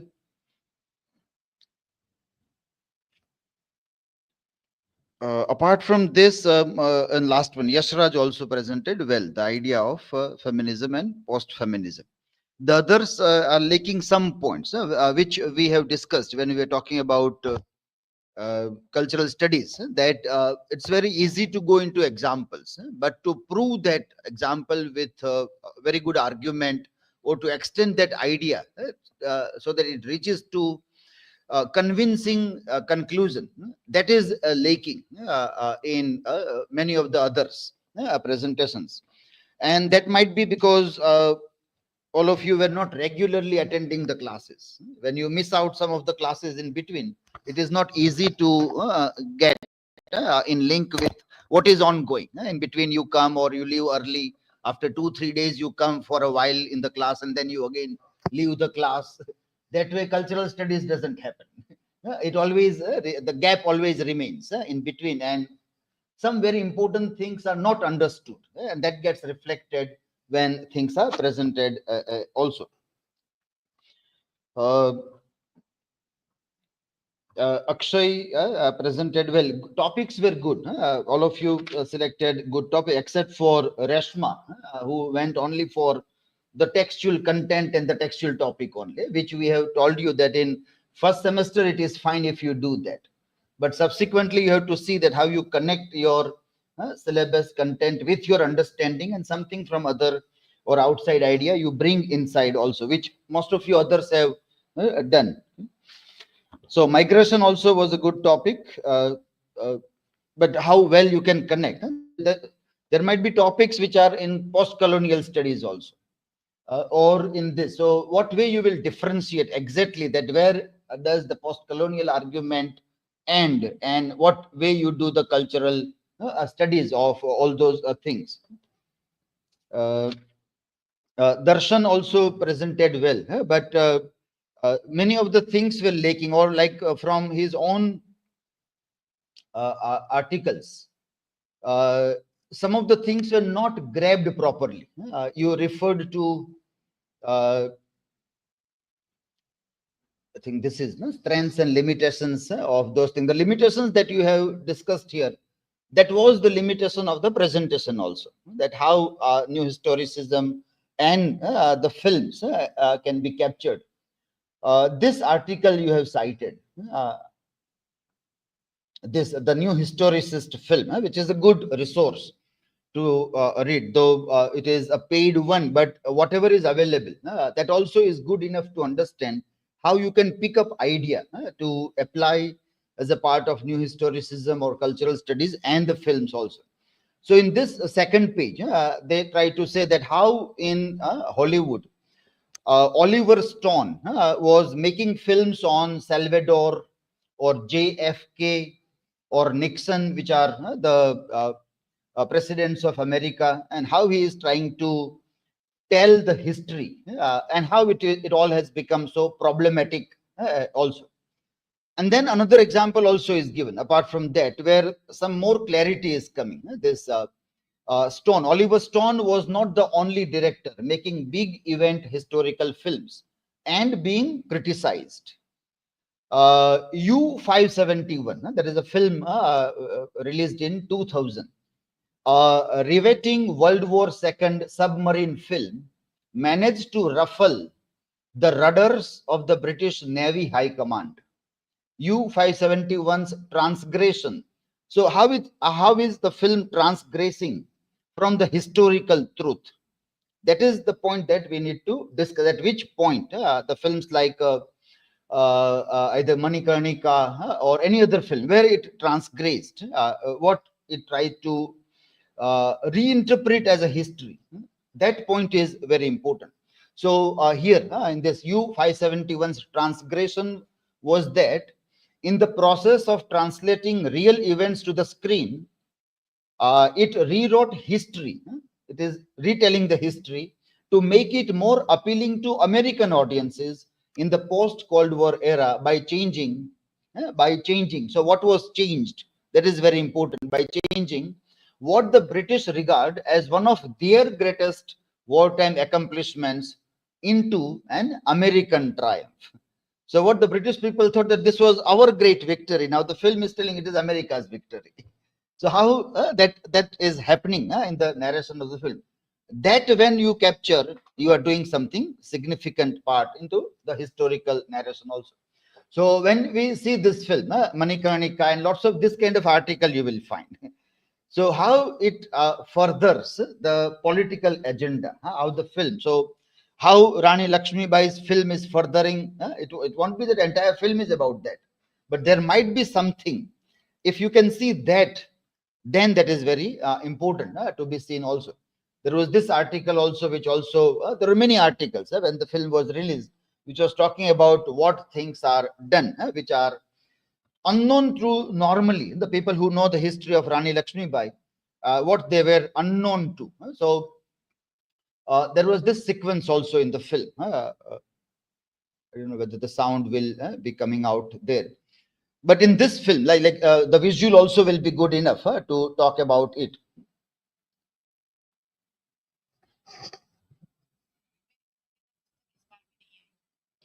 So here, this lady Manikarnika is talking about books. So which tells that, well, she is educated. She is worried about the books that she wants to read. And that is the part that people are not aware, that how education plays a significant role. She belonging to a Brahmin family. The rulers of Jhansi were Brahmins, Maratha Brahmins. This all things might have been unknown to normal people. People might think that rulers are always Rajputs. The one who is the king and queen are always Rajput. But if the cinematic narration is telling something else than what is popularly understood, then that becomes very important for new historicists to identify importance of education, women being educated, and then how she argues with the white people. That all are some nuances that can be captured from this. So this itself, this article itself was a good one, but how to select the good part so that the new historicist reading of the films which are talking about history can be done. That was missing in examples that were given. Okay, then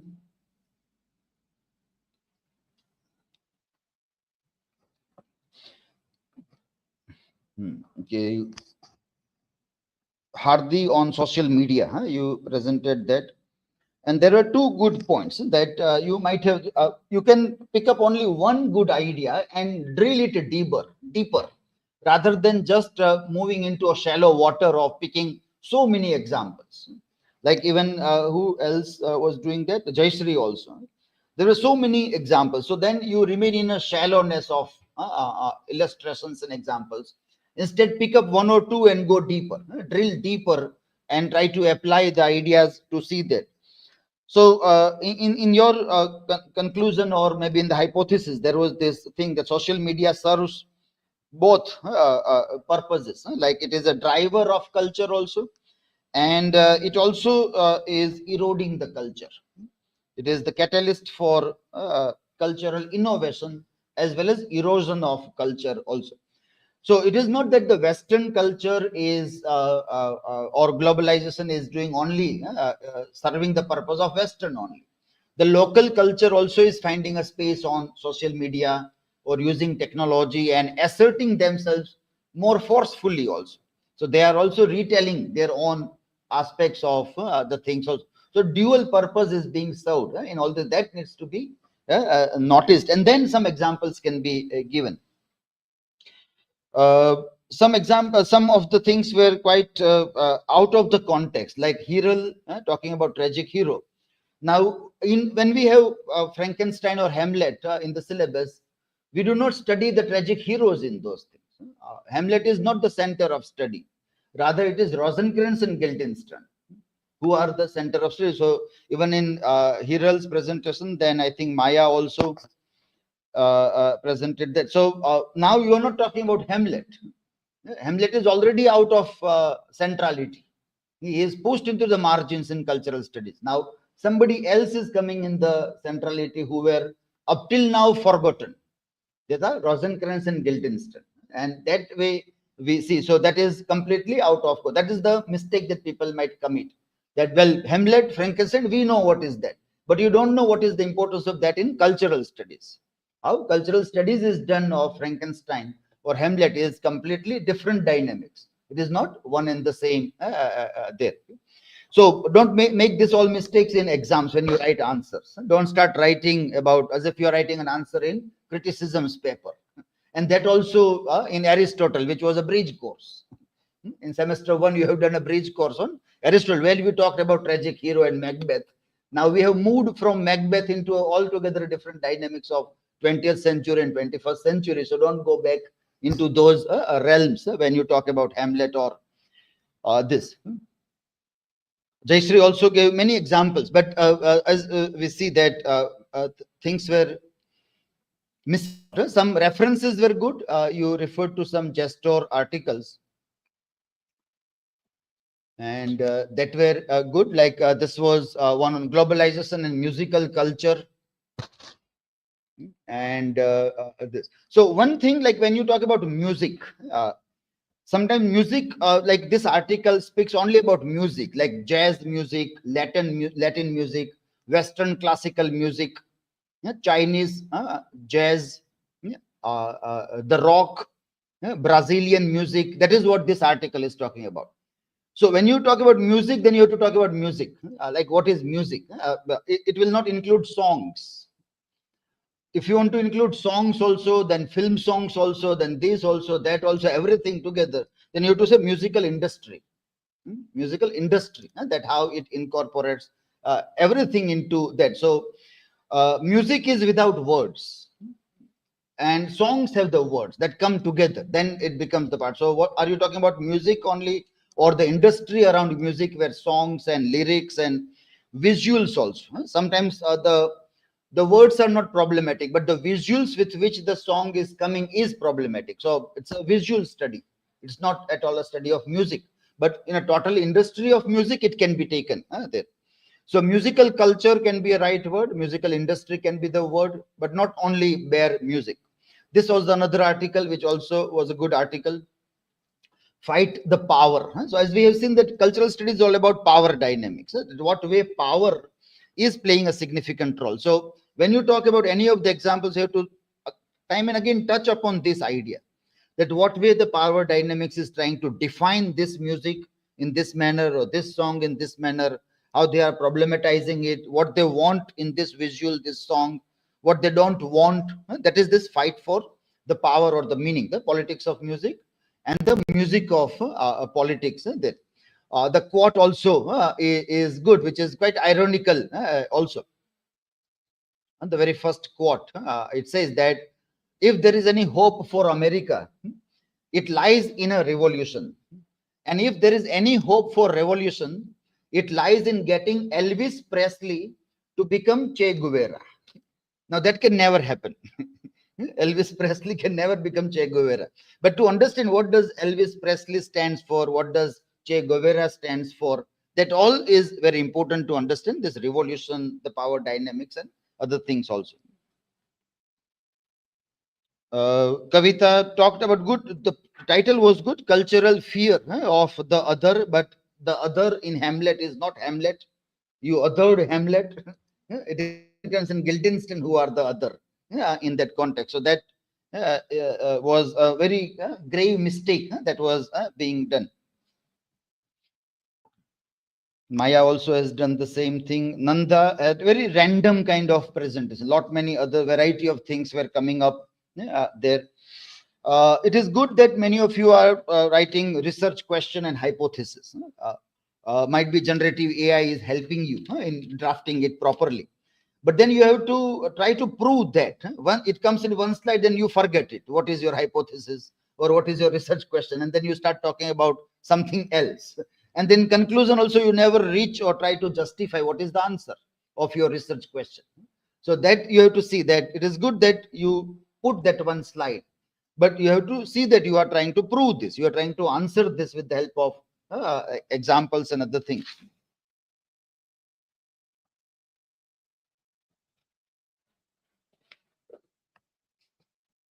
Even Nanda's question to Reshma was in a way nothing to do with the presentation altogether. You asked, maybe you asked ChatGPT to prepare a question for you.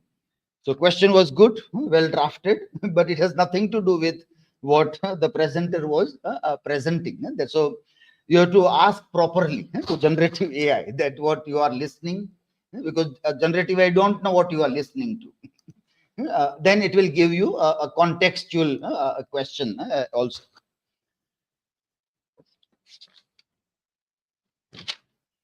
Akash presented well on Truman Show. Hypothesis and everything was justified also quite well. It was a very appropriate example also to be seen in the presentation. BHUMIBA GOHIL's also was good. The reference to echo chambers, dopamine effect of all this thing were also very well connected in all these things. DHATRI also did well with the mall and how it shapes the cultural identity. But there were several errors in citations of this one. Okay, so with this, we end today's session. Wish you all the best for tomorrow's and the subsequent presentations.